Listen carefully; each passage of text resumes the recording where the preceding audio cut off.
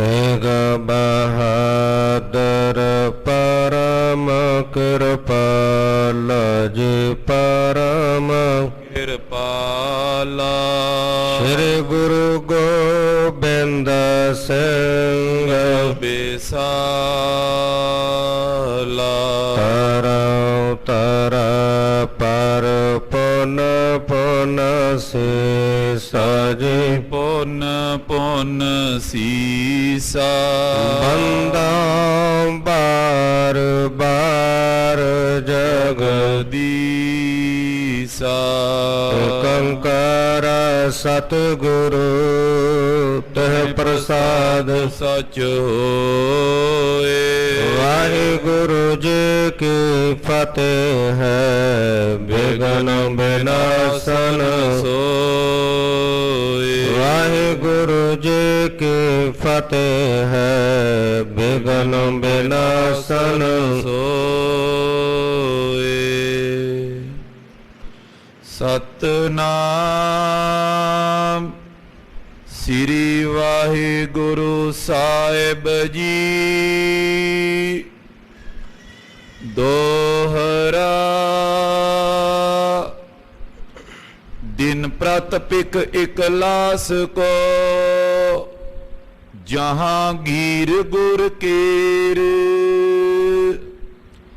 अदब करे उमराव सब बंदे जबों हीर। चंदू के मेली दुखें निंदक अपर विशाल।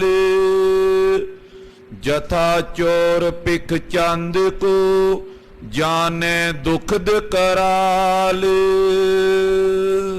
वाहिगुरु जी का खालसा वाहिगुरु जी की फतेह।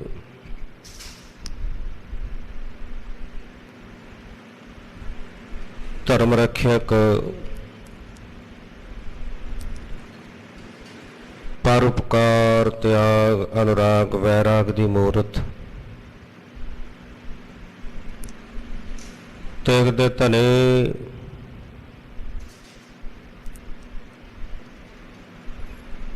धन धन साहिब श्री गुरु तेग बहादुर साहिब जी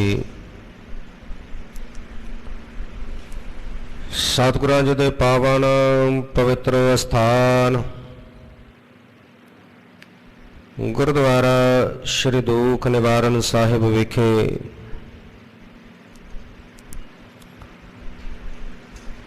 चौबर छतर तखत दे मालक राजान राजपान हन पान देवान देव उपमा महान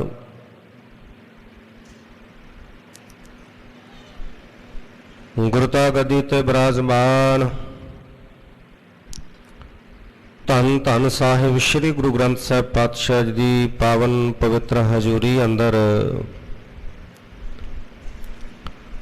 पिछले पैर दे सजे हुए सुंदर सचखंड दी वारना दी विच हाजरीन गुरु की सवारी गुरु की प्यारी गुरु खालसा साध संगत जीओ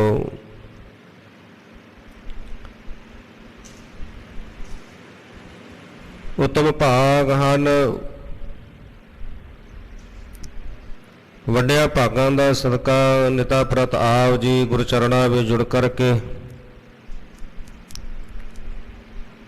ਸਤ ਸੰਗਤ ਕਰਦਿਆਂ ਅੰਮ੍ਰਿਤਮਈ ਬਾਣੀ ਚੱਲ ਰਹੀ ਲੜੀਵਾਰ ਗੁਰ ਇਤਿਹਾਸ ਦੀ ਵਿਚਾਰ ਨੂੰ ਸਰਵਨ ਕਰਕੇ ਜੀਵਨ ਦਾ ਆਨੰਦ ਮਾਣਦੇ ਹੋ ਸਫਲਿਆਂ ਨੂੰ ਸਵਾਸਾਂ ਨੂੰ ਸੰਸਾਸਾਂ ਨੂੰ ਸਫਲਿਆਂ ਬਣਾਉਣ ਦਾ ਯਤਨ ਕਰਦੇ ਹੋ। बड़े प्रेम सहित गुरु की कीर्तनिया पासों आप जिया ने अमृतमय बाणी दे शब्द कीर्तन सरवण कीते हैं। समा बनया है चल रही लड़ीवार गुर इतिहास दी विचार दा। कल दे प्रकरण अंदर आप जिया ने सरवण कीता सी।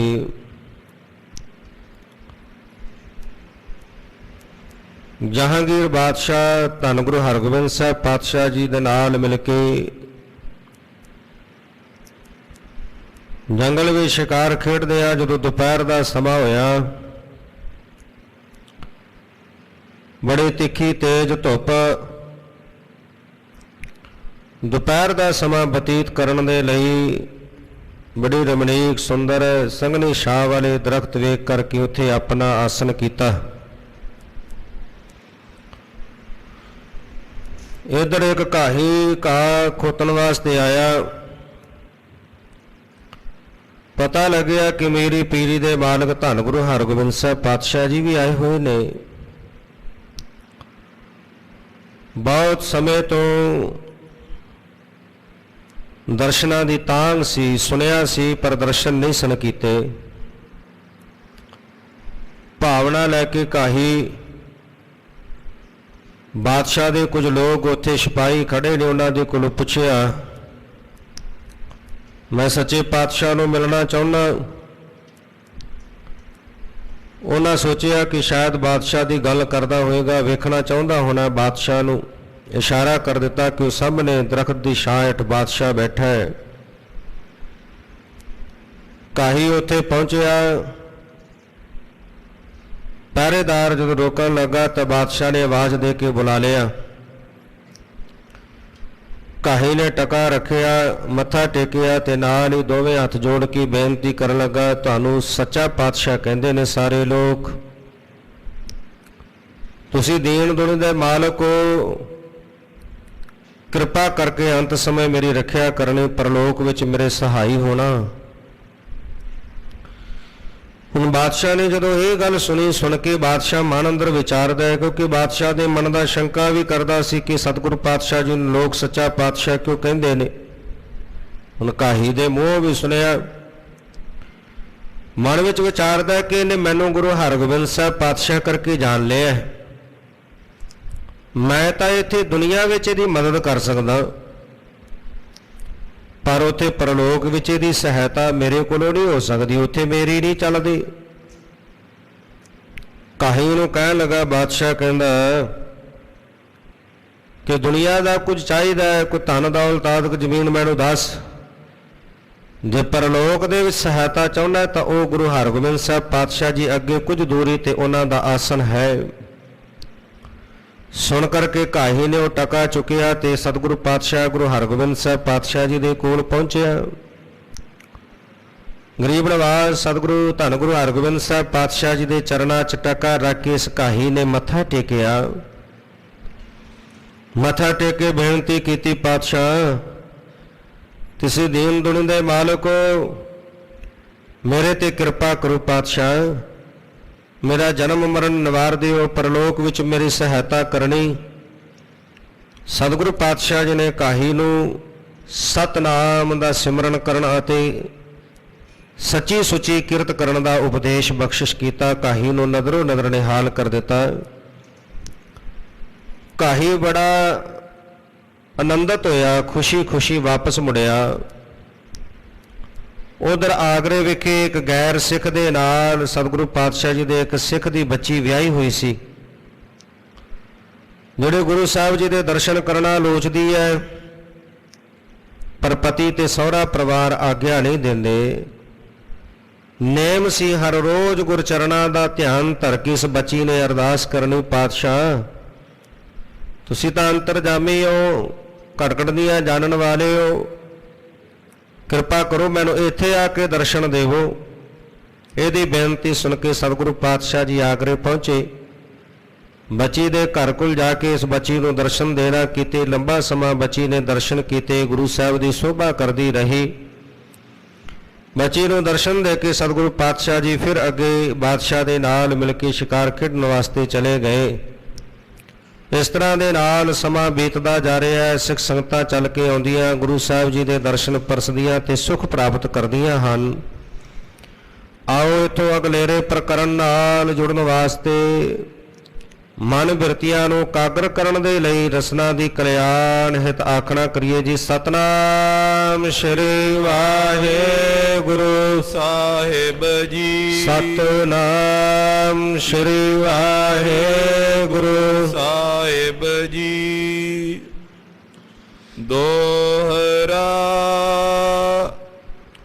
ਦਿਨ ਪ੍ਰਤ ਪਿਖ ਇਖਲਾਸ ਕੋ ਜਹਾਂਗੀਰ ਗੁਰ ਕੇਰ। ਦਿਨ ਪ੍ਰਤੀ ਦਿਨ ਬਾਦਸ਼ਾਹ ਜਹਾਂਗੀਰ ਅਤੇ ਧੰਨ ਗੁਰੂ ਹਰਗੋਬਿੰਦ ਸਾਹਿਬ ਪਾਤਸ਼ਾਹ ਜੀ ਦੀ ਸੱਜਣਤਾ ਤੇ ਮੇਲ ਮਿਲਾਪ ਜਿਹੜਾ ਵੱਧ ਰਿਹਾ ਉਹਨੂੰ ਵੇਖ ਕਰਕੇ ਅਦਬ ਕਰੇ ਉਮਰਾਵ ਸਭ ਬੰਦੇ ਜਬੋਂ ਹੀਰ।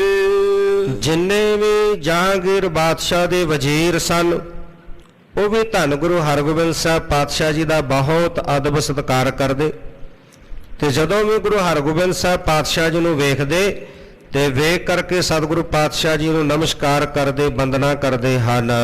ਚੰਦੂ ਕੇ ਮੇਲੀ ਦੁਖੇ ਨਿੰਦਕ ਅਪਰ ਵਿਸਾਲ।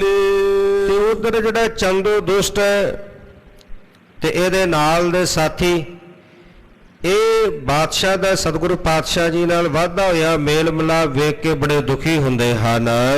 ਜਥਾ ਚੋਰ ਪਿਖ ਚੰਦ ਕੋ ਜਾਣੇ ਦੁਖਦ ਕਰਾਲ। ਜਿਵੇਂ ਚੋਰ ਲੋਚਦਾ ਕਿ ਰਾਤ ਹਨੇਰੀ ਹੋਵੇ ਤੇ ਹਨੇਰੀ ਰਾਤ ਦੇ ਵਿੱਚ ਮੈਨੂੰ ਚੋਰੀ ਕਰਨ ਦਾ ਵਧੀਆ ਮੌਕਾ ਲੱਗਦਾ, ਉਹ ਹਨੇਰੀ ਰਾਤ ਪਾਲਦਾ। ਤੇ ਜੇ ਚੰਦਰਮਾ ਦੀਆਂ ਰਾਤਾਂ ਹੁਣ ਰਾਤ ਚਾਨਣੀ ਹੋਵੇ, ਚਾਨਣੀ ਰਾਤ ਚੰਦਰਮਾ ਨੂੰ ਵੇਖ ਕੇ ਜਿਵੇਂ ਚੋਰ ਬਹੁਤ ਦੁਖੀ ਹੁੰਦਾ ਹੈ, ਬੜਾ ਵੱਡਾ ਦੁੱਖ ਮੰਨਦਾ ਹੈ, ਉਸੇ ਤਰ੍ਹਾਂ ਇਹ ਚੰਦੂ ਦੀ ਹਾਲਤ ਹੈ। ਚੌਪਈ ਚੰਦੂ ਸੁਨੇ ਸ਼ਾਹ ਕੋ ਮੇਲ। ਹੁਣ ਚੰਦੂ ਸੁਣਦਾ ਹੈ ਕਿ ਬਾਦਸ਼ਾਹ ਦਾ ਜਿਹੜਾ ਮੇਲ ਮਿਲਾਪ ਹੈ ਉਹ ਸਤਿਗੁਰੂ ਪਾਤਸ਼ਾਹ ਜੀ ਦੇ ਨਾਲ ਬਹੁਤ ਜ਼ਿਆਦਾ ਵੱਧਦਾ ਜਾ ਰਿਹਾ ਹੈ। ਕਰੇ ਅਖੀਰ ਹੋਏ ਗੁਰ ਗੈਲ। ਤੇ ਗੁਰੂ ਜੀ ਦੇ ਨਾਲ ਹੋ ਕੇ ਬਾਦਸ਼ਾਹ ਸ਼ਿਕਾਰ ਖੇਡਣ ਵੀ ਜਾਂਦਾ ਹੈ। ਜਿੱਥੇ ਉਹਨਾਂ ਨਾਲ ਸਨੇਹ ਪਿਆਰ ਕਰਦਾ ਹੈ ਉੱਥੇ ਗੁਰੂ ਪਾਤਸ਼ਾਹ ਜੀ ਦੇ ਨਾਲ ਮਿਲ ਕੇ ਬਾਦਸ਼ਾਹ ਸ਼ਿਕਾਰ ਖੇਡਣ ਵਾਸਤੇ ਵੀ ਜਾਂਦਾ ਹੈ। ਦਰਬ ਪੰਚ ਸੈ ਨੀਤ ਪੁਚਾਵੇ। ਹਰ ਰੋਜ਼ ਜਹਾਂਗੀਰ ਬਾਦਸ਼ਾਹ 500 ਰੁਪਏ ਸਤਿਗੁਰੂ ਪਾਤਸ਼ਾਹ ਜੀ ਨੂੰ ਭੇਜਦਾ ਹੈ ਭੇਟਾ ਵਜੋਂ। ਕਹੇ ਮధుਰ ਸਨਮਾਨ ਬਦਾਵੇ। ਤੇ ਫਿਰ ਬੜੇ ਮਿੱਠੇ ਬੋਲ ਬੋਲ ਕੇ ਉਹਨਾਂ ਦਾ ਬੜਾ ਅਦਬ ਸਤਿਕਾਰ ਸਨਮਾਨ ਵਧਾਉਂਦਾ ਹੈ। ਉਹਨਾਂ ਦੇ ਸਤਿਕਾਰ ਵਜੋਂ ਬੜੇ ਮਿੱਠੇ ਬੋਲ ਬੋਲਦਾ ਹੈ। ਮਮ ਪ੍ਰਾਨਨ ਕੋ ਸ਼ਤਰੂ ਮਹਾ। ਤੇ ਮੇਰੇ ਤੇ ਉਹ ਪ੍ਰਾਣਾਂ ਦੇ ਦੁਸ਼ਮਣ ਨੇ। ਇਹ ਚੰਦੂ ਦੁਸ਼ਟ ਵਿਚਾਰਦਾ ਹਿਰਦੇ ਵਿੱਚ ਕਿ ਗੁਰੂ ਹਰਗੋਬਿੰਦ ਜੀ ਤਾਂ ਮੇਰੇ ਪ੍ਰਾਣਾਂ ਦੇ ਵੱਡੇ ਮੇਰੇ ਉਹ ਦੁਸ਼ਮਣ ਹਨ। ਸ਼ਾਹ ਸੰਗ ਮਿਲ ਧਨ ਗਨ ਲਾਹਾ। ਤੇ ਉਹ ਬਾਦਸ਼ਾਹ ਨਾਲ ਮਿਲ ਕੇ ਵੱਡਾ ਧਨ ਪ੍ਰਾਪਤ ਕਰ ਰਹੇ ਨੇ। ਮੇਰੇ ਨਾਲ ਉਹਨਾਂ ਦੀ ਦੁਸ਼ਮਣੀ ਹੈ, ਮੇਰੇ ਉਹ ਦੁਸ਼ਮਣ ਨੇ ਤੇ ਇਧਰੋਂ ਬਾਦਸ਼ਾਹ ਦੇ ਨਾਲ ਮਿਲ ਕੇ ਬਹੁਤ ਸਾਰਾ ਧਨ ਜਿਹੜਾ ਉਹ ਪ੍ਰਾਪਤ ਕਰਦੇ ਹਨ। ਨਿਤ ਪ੍ਰਤ ਮਿਲੇ ਵਧੇ ਅਧਿਕਾਏ। ਹੁਣ ਹਰ ਰੋਜ਼ ਉਹਨਾਂ ਦਾ ਮੇਲ ਮਿਲਾਪ ਹੁੰਦਾ ਹੈ ਤੇ ਹਰ ਰੋਜ਼ ਮਿਲਣ ਦੇ ਨਾਲ ਉਹਨਾਂ ਦਾ ਜਿਹੜਾ ਆਪਸੀ ਪ੍ਰੇਮ ਪਿਆਰ ਉਹ ਬਹੁਤ ਜ਼ਿਆਦਾ ਵੱਧਦਾ ਜਾ ਰਿਹਾ ਹੈ। ਕਿਮ ਜੇ ਪਇਓ ਮੋਏ ਦੁਖਦਾਏ। ਤੇ ਕਹਿਣ ਲੱਗਾ ਜੇ ਇਸੇ ਤਰ੍ਹਾਂ ਹੀ ਰਿਹਾ ਬਾਦਸ਼ਾਹ ਦਾ ਮਿਲਾਪ ਗੁਰੂ ਹਰਗੋਬਿੰਦ ਸਾਹਿਬ ਪਾਤਸ਼ਾਹ ਜੀ ਨਾਲ ਵੱਧਦਾ ਗਿਆ, ਪ੍ਰੇਮ ਵੱਧਦਾ ਗਿਆ ਤਾਂ ਇੱਕ ਦਿਨ ਇਹ ਮੇਰੇ ਲਈ ਦੁਖਦਾਇਕ ਬਣੇਗਾ। ਬਿਨ ਉਪਾਏ ਬਿਨ ਚਿੰਤ ਜਿਰਉ। ਤੇ ਹੁਣ ਮੈਂ ਜੇ ਕੋਈ ਬਿਨਾ ਉਪਾਅ ਕੀਤੇ ਨਿਸ਼ਚਿੰਤ ਹੋ ਕੇ ਬੈਠਾ ਰਹਾ, ਕੋਈ ਯਤਨ ਨਾ ਕਰਾਂ, ਕੋਈ ਉਪਾਅ ਨਾ ਕਰਾਂ, ਨਹੀਂ ਬਚੋ ਤਿਨ ਤੇ ਦੁਖ ਸੋ। ਤੇ ਫਿਰ ਮੈਂ ਕਿਸੇ ਤਰੀਕੇ ਨਾਲ ਵੀ ਬਚ ਨਹੀਂ ਸਕਦਾ, ਮੇਰਾ ਬਚਾਅ ਨਹੀਂ ਹੋ ਸਕਦਾ, ਮੈਨੂੰ ਫਿਰ ਭਾਰੀ ਦੁੱਖ ਸਹਿਣਾ ਪੈ ਸਕਦਾ ਹੈ। ਮੈਂ ਬਨ ਚੁਗਲ ਮੁਗਲ ਪਤੀ ਪਾਸ। ਮੈਂ ਤਾਂ ਚੁਗਲ ਖੋਰ ਬਣ ਕੇ ਮੁਗਲ ਬਾਦਸ਼ਾਹ ਦੇ ਕੋਲ ਚੁਗਲੀ ਉਗਲੀ ਬੋਲਿਓ ਤਾਸ। ਤੇ ਹੁਣ ਬਾਦਸ਼ਾਹ ਦੇ ਕੋਲ ਚੁਗਲੀ ਕੀਤੀ ਸੀ, ਮੈਂ ਤਾਂ ਵੱਡਾ ਚੁਗਲਖੋਰ ਬਣਿਆ ਸੀ। ਚੁਗਲਖੋਰ ਬਣ ਕੇ ਤੇ ਧੰਨ ਗੁਰੂ ਹਰਗੋਬਿੰਦ ਸਾਹਿਬ ਪਾਤਸ਼ਾਹ ਜੀ ਦੇ ਖਿਲਾਫ ਜਿਹੜੀ ਹੈ ਬਾਦਸ਼ਾਹ ਦੇ ਕੋਲ ਚੁਗਲੀ ਕੀਤੀ ਸੀ। ਬੁਰਾ ਕਰਨ ਤਿਸ ਕੀਨੀ ਉਪਾਏ। ਤੇ ਗੁਰੂ ਸਾਹਿਬ ਜੀ ਦਾ ਬੁਰਾ ਕਰਨ ਵਾਸਤੇ ਸਾਰਾ ਉਪਾਅ ਕੀਤਾ ਸੀ। ਚੁਗਲੀ ਕਰਨ ਦਾ ਮਤਲਬ ਸੀ ਮੈਂ ਉਹਨਾਂ ਦਾ ਮਾੜਾ ਕਰਨਾ ਚਾਹੁੰਦਾ ਸੀ, ਬੁਰਾ ਸੋਚ ਕੇ ਮਾੜਾ ਸੋਚ ਕੇ ਮੈਂ ਚੁਗਲੀ ਕੀਤੀ ਸੀ, ਭਲਾ ਵਿਸਾਲ ਬਨਤ ਨਿਤ ਜਾਏ। ਪਰ ਮੈਂ ਤਾਂ ਹੁਣ ਸੋਚਿਆ ਸੀ ਬੁਰਾ ਕਰਨ ਦਾ, ਪਰ ਉਹਨਾਂ ਦਾ ਤਾਂ ਦਿਨ ਪ੍ਰਤੀ ਦਿਨ ਭਲਾ ਹੋ ਰਿਹਾ ਹੈ, ਉਹਨਾਂ ਲਈ ਤਾਂ ਚੰਗਾ ਹੋ ਰਿਹਾ ਹੈ, ਉਹਨਾਂ ਦਾ ਤਾਂ ਸਗੋਂ ਭਲਾ ਜਿਹੜਾ ਉਹ ਹੋ ਰਿਹਾ ਹੈ। ਖਰ ਕੰਟਕ ਲਖ ਬੋਵਨ ਕਰਿਓ। ਮੈਂ ਤਾਂ ਚੁਗਲੇ ਨੂੰ ਤਿੱਖਾ ਕੰਡਾ ਸਮਝ ਕੇ ਇਹ ਬੀਜ ਬੀਜਿਆ ਸੀ, ਜਿਹੜੀ ਚੁਗਲੀ ਕਰਨ ਵਾਲਾ ਸੀ, ਕਿਉਂਕਿ ਚੁਗਲਖੋਰ ਦੀ ਬਿਰਤੀ ਐਸੀ ਹੋਇਆ ਕਰਦੀ ਹੈ, ਉਹ ਚੁਗਲੀ ਕਰਦਾ ਦੂਸਰੇ ਦਾ ਕਾਰਜ ਵਿਗਾੜਨ ਵਾਸਤੇ, ਦੂਜੇ ਨੂੰ ਹਾਨੀ ਪਹੁੰਚਾਉਣ ਵਾਸਤੇ।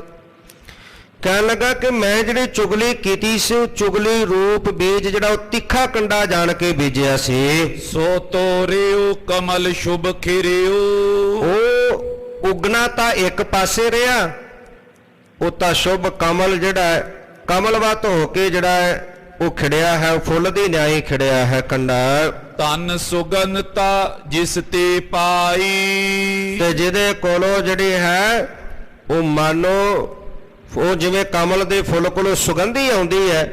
ਮੈਂ ਤਾਂ ਬੀਜਿਆ ਸੀ ਕੰਡਾ ਕਿ ਦੁਖਦਾਇਕ ਬਣੇਗਾ, ਚੁਗਲੀ ਕੀਤੀ ਸੀ, ਪਰ ਤੋਂ ਕਮਲ ਦੇ ਫੁੱਲ ਨਿਆਈ ਹੋ ਕੇ ਨਿਕਲੇ ਹੈ, ਤੇ ਕਮਲ ਦੇ ਵੱਤ ਉਹਦੇ ਵਿੱਚੋਂ ਸਗੋਂ ਸੁਗੰਧੀ ਪੈਦਾ ਹੋਈ ਹੈ। ਯੋਂ ਵਿਪਰੀਤ ਭਈ ਬੁਰਿਆਈ। ਤੇ ਮੈਂ ਜਿਹੜੇ ਉਲਟਾ ਸੋਚ ਕੇ ਬੁਰਾਈ ਕਰਨ ਵਾਸਤੇ, ਬੁਰਾ ਕਰਨ ਵਾਸਤੇ ਸਾਰਾ ਕੁਝ ਕੀਤਾ ਸੀ।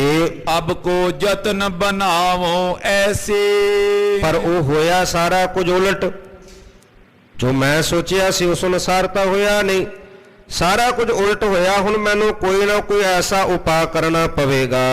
ਹਰ ਗੋਵਿੰਦ ਕਾਰਾਗ੍ਰਹਿ ਬੈਸੇ। ਜਿਸ ਦੇ ਨਾਲ ਗੁਰੂ ਹਰਗੋਬਿੰਦ ਜੀ ਨੂੰ ਮੈਂ ਜੇਲ੍ਹ ਵਿੱਚ ਕੈਦ ਵਿੱਚ ਪਾ ਦਿਆਂ, ਕੋਈ ਐਸਾ ਉਪਾਅ ਮੈਨੂੰ ਯਤਨ ਕਰਨਾ ਪੈਣਾ ਜਿਸ ਉਪਾਅ ਦੇ ਨਾਲ ਗੁਰੂ ਹਰਗੋਬਿੰਦ ਜੀ ਜੇਲ੍ਹ ਵਿੱਚ ਚਲੇ ਜਾਣ, ਕੈਦਖਾਨੇ ਵਿੱਚ ਪਾ ਦਿੱਤਾ ਜਾਵੇ। ਤਹਾਂ ਦਰਬ ਕੋ ਲੋਭ ਦਿਖਾਵੋ। ਉੱਥੇ ਫਿਰ ਕਿਸੇ ਮਨੁੱਖ ਨੂੰ ਗੰਢ ਕੇ, ਜਿਹਦੀ ਜੇਲ੍ਹ ਵਿੱਚ ਕੈਦਖਾਨੇ ਵਿੱਚ ਡਿਊਟੀ ਹੋਵੇਗੀ, ਉਹਨੂੰ ਆਪਣੇ ਨਾਲ ਗੰਢ ਕੇ ਉਹਨੂੰ ਪੈਸਾ ਦੇ ਕੇ ਕੈਦ ਵਿਖੇ ਕਹਿ ਕੇ ਮਰਵਾਵੋ। ਇਹਨਾਂ ਨੂੰ ਕੈਦਖਾਨੇ ਦੇ ਵਿੱਚ ਹੀ ਮੈਂ ਉਸ ਨੂੰ ਪੈਸੇ ਦੇ ਕੇ ਕਹਿ ਕੇ ਮਰਵਾ ਦਿਆਂਗਾ, ਖਤਮ ਕਰਵਾ ਦੇਵਾਂਗਾ। ਤੋ ਬਚਾਏ ਮੇਰੂ ਹੋਏ ਜਾਏ। ਤੇ ਫਿਰ ਇਸ ਤਰ੍ਹਾਂ ਕਰਨ ਦੇ ਨਾਲ ਮੇਰਾ ਬਚਾਅ ਹੋ ਸਕਦਾ। ਇੱਕੋ ਤਰੀਕਾ ਹੈ ਕਿ ਇਹਨਾਂ ਨੂੰ ਕੈਦਖਾਨੇ ਵਿੱਚ ਭੇਜ ਦਿਆਂ, ਜੇਲ੍ਹ ਵਿੱਚ ਪਾ ਦਿਆਂ, ਤੇ ਉੱਥੇ ਕਿਸੇ ਨੂੰ ਗੰਢ ਕੇ ਪੈਸੇ ਦੇ ਕੇ ਉੱਥੇ ਇਹਨਾਂ ਨੂੰ ਖਤਮ ਕਰਵਾ ਦੇਵਾਂ, ਤਾਂ ਮੇਰੀ ਜਾਨ ਬਚ ਸਕਦੀ ਹੈ, ਬਚਾਅ ਹੋ ਸਕਦਾ ਹੈ। ਮਿਲੀ ਨਸ਼ਾ ਸੰਗ ਕਿਵੇਂ ਆਏ। ਤੇ ਹੁਣ ਫਿਰ ਉੱਥੇ ਜਦੋਂ ਕੈਦਖਾਨੇ ਵਿੱਚ ਚਲੇ ਗਏ, ਜੇਲ੍ਹ ਵਿੱਚ ਪਾ ਦਿੱਤਾ, ਫਿਰ ਕਿਸੇ ਤਰੀਕੇ ਦੇ ਨਾਲ ਵੀ ਇਹ ਆ ਕੇ ਬਾਦਸ਼ਾਹ ਨੂੰ ਮਿਲ ਨਹੀਂ ਸਕਣਗੇ। ਇਮ ਗਿਣਤੀ ਕੋ ਗਿਣਤ ਹਮੇਸ਼। ਇਸ ਪ੍ਰਕਾਰ ਦੇ ਨਾਲ ਚੰਦੂ ਜਿਹੜਾ ਹੈ ਇਹ ਗਿਣਤੀਆਂ ਗਿਣਦਾ, ਹਮੇਸ਼ਾ ਇਸੇ ਤਰ੍ਹਾਂ ਦੀਆਂ ਪੁੱਠੀਆਂ ਗਿਣਤੀਆਂ ਗਿਣਦਾ ਰਹਿੰਦਾ ਹੈ। ਸੰਕਟ ਚਿੰਤਾ ਜਿਸੇ ਵਿਸ਼ੇਸ਼। ਇਹਨੂੰ ਬੜਾ ਵੱਡਾ ਸੰਕਟ, ਬੜੀ ਭਾਰੀ ਚਿੰਤਾ ਹਰ ਵੇਲੇ ਬਣੀ ਰਹਿੰਦੀ ਹੈ। ਗਿਣਤ ਗਟੀ ਕੋ ਯਤਨ ਵਿਚਾਰਾ। ਹੁਣ ਜਿਵੇਂ ਇਹ ਗਿਣਤੀਆਂ ਗਿਣਦਾ ਕਿ ਕਿਵੇਂ ਮੈਂ ਹਰਗੋਬਿੰਦ ਜੀ ਨੂੰ ਕੈਦ ਵਿੱਚ ਪਾਉਣਾ ਹੈ, ਕਿਵੇਂ ਬਾਦਸ਼ਾਹ ਨਾਲੋਂ ਦੂਰੀ ਬਣਾਉਣੀ ਹੈ, ਉਹ ਗਿਣਤੀਆਂ ਦੇ ਮੁਤਾਬਕ ਵਿਚਾਰ ਕਰਕੇ ਮਿਲਿਓ ਨਜੂਮੀ ਸੋਹਿਤ ਤਾਰਾ। ਇਹ ਇੱਕ ਨਜੂਮੀ ਨੂੰ ਮਿਲਿਆ ਜਾ ਕੇ, ਬਾਦਸ਼ਾਹ ਦਾ ਨਜੂਮੀ ਸੀ। ਹੁਣ ਮਨ ਵਿੱਚ ਵਿਚਾਰ ਕਰਕੇ ਸੋਚ ਕੇ ਇਹ ਉਹ ਨਜੂਮੀ ਨੂੰ ਜਾ ਕਰਕੇ ਮਿਲਿਆ। ਨਿਸਮੈ ਤਿਮਰ ਭਈ ਕਰ ਗਇਓ। ਜਦੋਂ ਰਾਤ ਦਾ ਹਨੇਰਾ ਹੋ ਗਿਆ, ਹਨੇਰੇ ਦੇ ਵਿੱਚ ਰਾਤ ਦੇ ਸਮੇਂ ਇਹ ਉਹ ਨਜੂਮੀ ਦੇ ਘਰ ਜਾ ਕੇ ਉਸ ਨੂੰ ਮਿਲਿਆ। ਦਰਬ ਪੰਜ ਸੈ ਤਿਸ ਕੋ ਦਇਓ। ਤੇ ਹੁਣ ਜਾ ਕੇ ਉਸ ਨਜੂਮੀ ਨੂੰ ਚੰਦੂ ਨੇ 500 ਰੁਪਏ ਦੇਣਾ ਕੀਤੇ। ਪਹਿਲਾਂ ਉਹਨੂੰ ਖੁਸ਼ ਕੀਤਾ, 500 ਰੁਪਏ ਜਿਹੜੇ ਉਹ ਨਜੂਮੀ ਨੂੰ ਜਾ ਕੇ ਦਿੱਤੇ ਹਨ। ਭਨਤ ਬਿਨੇ ਸਮ ਤਿਸ ਕੇ ਸਾਥਾ। ਫਿਰ ਉਹਦੇ ਕੋਲ ਨਜੂਮੀ ਨੂੰ ਮਿਲ ਕੇ ਬੇਨਤੀ ਕਰਨ ਵਾਂਗ ਬੋਲਿਆ, ਕਹਿਣ ਲੱਗਾ, ਮੇਰੋ ਭਲੋ ਅਹੇ ਤੁਵ ਹਾਥਾ। ਕਹਿਣ ਲੱਗਾ, ਹੇ ਨਜੂਮੀ ਜੀ, ਹੁਣ ਮੇਰਾ ਭਲਾ ਤੁਹਾਡੇ ਹੱਥ ਵਿੱਚ ਹੈ, ਹੁਣ ਤੁਸੀਂ ਮੇਰਾ ਭਲਾ ਕਰ ਸਕਦੇ ਹੋ। ਚਿਤ ਦੇ ਕਰੋ ਇਹੀ ਉਪਕਾਰ। ਆਪ ਮਨ ਲਾ ਕੇ ਮੇਰੇ ਤੇ ਉਪਕਾਰ ਕਰ ਦਿਓ, ਮੇਰਾ ਇਹ ਭਲੇ ਦਾ ਕਾਰਜ ਕਰ ਦਿਓ, ਮਨ ਲਾ ਕੇ ਮੇਰੇ ਤੇ ਇਹ ਭਲਾ ਕਰੋ। ਅਪਰ ਦਿਓ ਤਨ 5000। ਤੇ ਜੇ ਤੁਸੀਂ ਮੇਰਾ ਭਲਾ ਕਰ ਦਿਓਗੇ, ਮੇਰਾ ਕੰਮ ਸਵਾਰ ਦਿਓਗੇ, ਫਿਰ ਮੈਂ ਤੁਹਾਨੂੰ 5000 ਰੁਪਇਆ ਹੋਰ ਦੇਵਾਂਗਾ। ਹੋਏ ਲਾਚਾਰ ਮੈਂ ਤੁਝ ਟਿਗ ਆਇਓ। ਓਏ ਨਜੂਮੀ ਜੀ, ਮੈਂ ਬੜਾ ਲਾਚਾਰ ਹੋ ਕੇ ਤੁਹਾਡੇ ਕੋਲ ਚੱਲ ਕੇ ਆਇਆ। ਕਿਸੇ ਪਾਸਿਓਂ ਮੈਨੂੰ ਕੋਈ ਰਸਤਾ ਨਜ਼ਰ ਨਹੀਂ ਸੀ ਆ ਰਿਹਾ। ਬੜਾ ਲਾਚਾਰ ਹੋ ਕੇ ਤੁਹਾਡੇ ਕੋਲ ਚੱਲ ਕੇ ਆਇਆ ਹਾਂ। ਬਨ ਸਹਾਈ ਅਬ ਹੋ ਸ਼ਰਨਾਇਓ। ਓਏ ਨਜੂਮੀ, ਮੈਂ ਤੁਹਾਡੀ ਸ਼ਰਨ ਵਿੱਚ ਆਇਆ, ਹੁਣ ਮੇਰੇ ਸਹਾਇਕ, ਮੇਰੇ ਮਦਦਗਾਰ ਬਣੋ। ਸੁਨਤ ਨਜੂਮੀ ਬੋਲਨ ਕੀਨ। ਤੇ ਜਦੋਂ ਨਜੂਮੀ ਨੇ ਹੁਣ ਚੰਦੂ ਦੀਆਂ ਇਹ ਗੱਲਾਂ ਸੁਣੀਆਂ, ਸੁਣ ਕਰਕੇ ਨਜੂਮੀ ਬੋਲਿਆ, ਕਹਿਣ ਲੱਗਾ, ਸ਼ਾਹ ਦੀਵਾਨ ਭਏ ਕਿਮ ਦੀਨ। ਕਹਿਣ ਲੱਗੇ, ਹੇ ਚੰਦੂ ਜੀ, ਤੁਸੀਂ ਤਾਂ ਬਾਦਸ਼ਾਹ ਦੇ ਦੀਵਾਨ ਹੋ, ਏਡੀ ਵੱਡੀ ਤੁਹਾਡੇ ਕੋਲ ਪਦਵੀ ਹੈ, ਤੁਸੀਂ ਇੰਨੇ ਕਮਜ਼ੋਰ ਕਿਵੇਂ ਹੋ ਗਏ? ਇਸ ਤਰ੍ਹਾਂ ਦੇ ਨਾਲ ਕਿਉਂ ਕਹਿ ਰਹੇ ਹੋ? ਐਸਾ ਕੀ ਕਾਰਨ ਬਣ ਗਿਆ? ਤੁਸੀਂ ਬਾਦਸ਼ਾਹ ਦੇ ਦੀਵਾਨ ਹੋ, ਕਿਉਂ ਇੰਨੇ ਕਮਜ਼ੋਰ ਪੈ ਗਏ ਹੋ? ਸਿਰ ਕੇ ਜੋਰ ਕਰੋ ਤੁਵ ਕਾਜਾ। ਦੱਸੋ ਤੁਹਾਡਾ ਕੀ ਕੰਮ ਹੈ? ਮੈਂ ਪੂਰਾ ਦਿਮਾਗ ਲਾ ਕੇ ਤੁਹਾਡਾ ਜਿਹੜਾ ਕੰਮ ਉਹ ਸਵਾਰਾਂਗਾ। ਫਿਰ ਸ਼ਾਹ ਮਤ ਸਹਿਤ ਸਮਾਜਾ। ਬਾਦਸ਼ਾਹ ਦੀ ਜਿੰਨੀ ਸਭਾ ਹੈ, ਸਭਾ ਦੇ ਸਮੇਤ ਮੈਂ ਬਾਦਸ਼ਾਹ ਦਾ ਜਿਹੜਾ ਉਹਨੂੰ ਐਸਾ ਚਕਰਤ ਕਰ ਦਿਆਂਗਾ, ਉਹਨੂੰ ਸਮਝ ਨਹੀਂ ਪੈਣ ਦੇਵਾਂਗਾ। ਉਹ ਦੁੱਖ ਪਇਓ ਸੁਨਾਵਨ ਕਰੀਏ। ਤੇ ਕਿਹੜਾ ਦੁੱਖ ਤੁਹਾਨੂੰ ਆਣ ਪਿਆ? ਹੇ ਚੰਦੂ ਜੀ, ਹੇ ਦੀਵਾਨ, ਮੈਨੂੰ ਦੱਸ ਕਿਹੜਾ ਐਸਾ ਭਾਰੀ ਦੁੱਖ ਆਣ ਬਣਿਆ, ਉਹ ਮੈਨੂੰ ਦੱਸਣਾ ਕਰੋ। ਮੈਂ ਨਿਰਵਾਰੋਂ ਚਿੰਤ ਨ ਧਰੀਏ। ਮੈਂ ਤੁਹਾਡਾ ਉਹ ਦੁੱਖ ਨਿਰਵਿਰਤ ਕਰ ਦਿਆਂਗਾ, ਦੂਰ ਕਰ ਦਿਆਂਗਾ, ਕਿਸੇ ਪ੍ਰਕਾਰ ਦੀ ਚਿੰਤਾ ਨਾ ਕਰੋ। ਸੁਨ ਤਬ ਸਭੇ ਬਿਰਤਾਂਤੇ ਉਚਾਰਾ।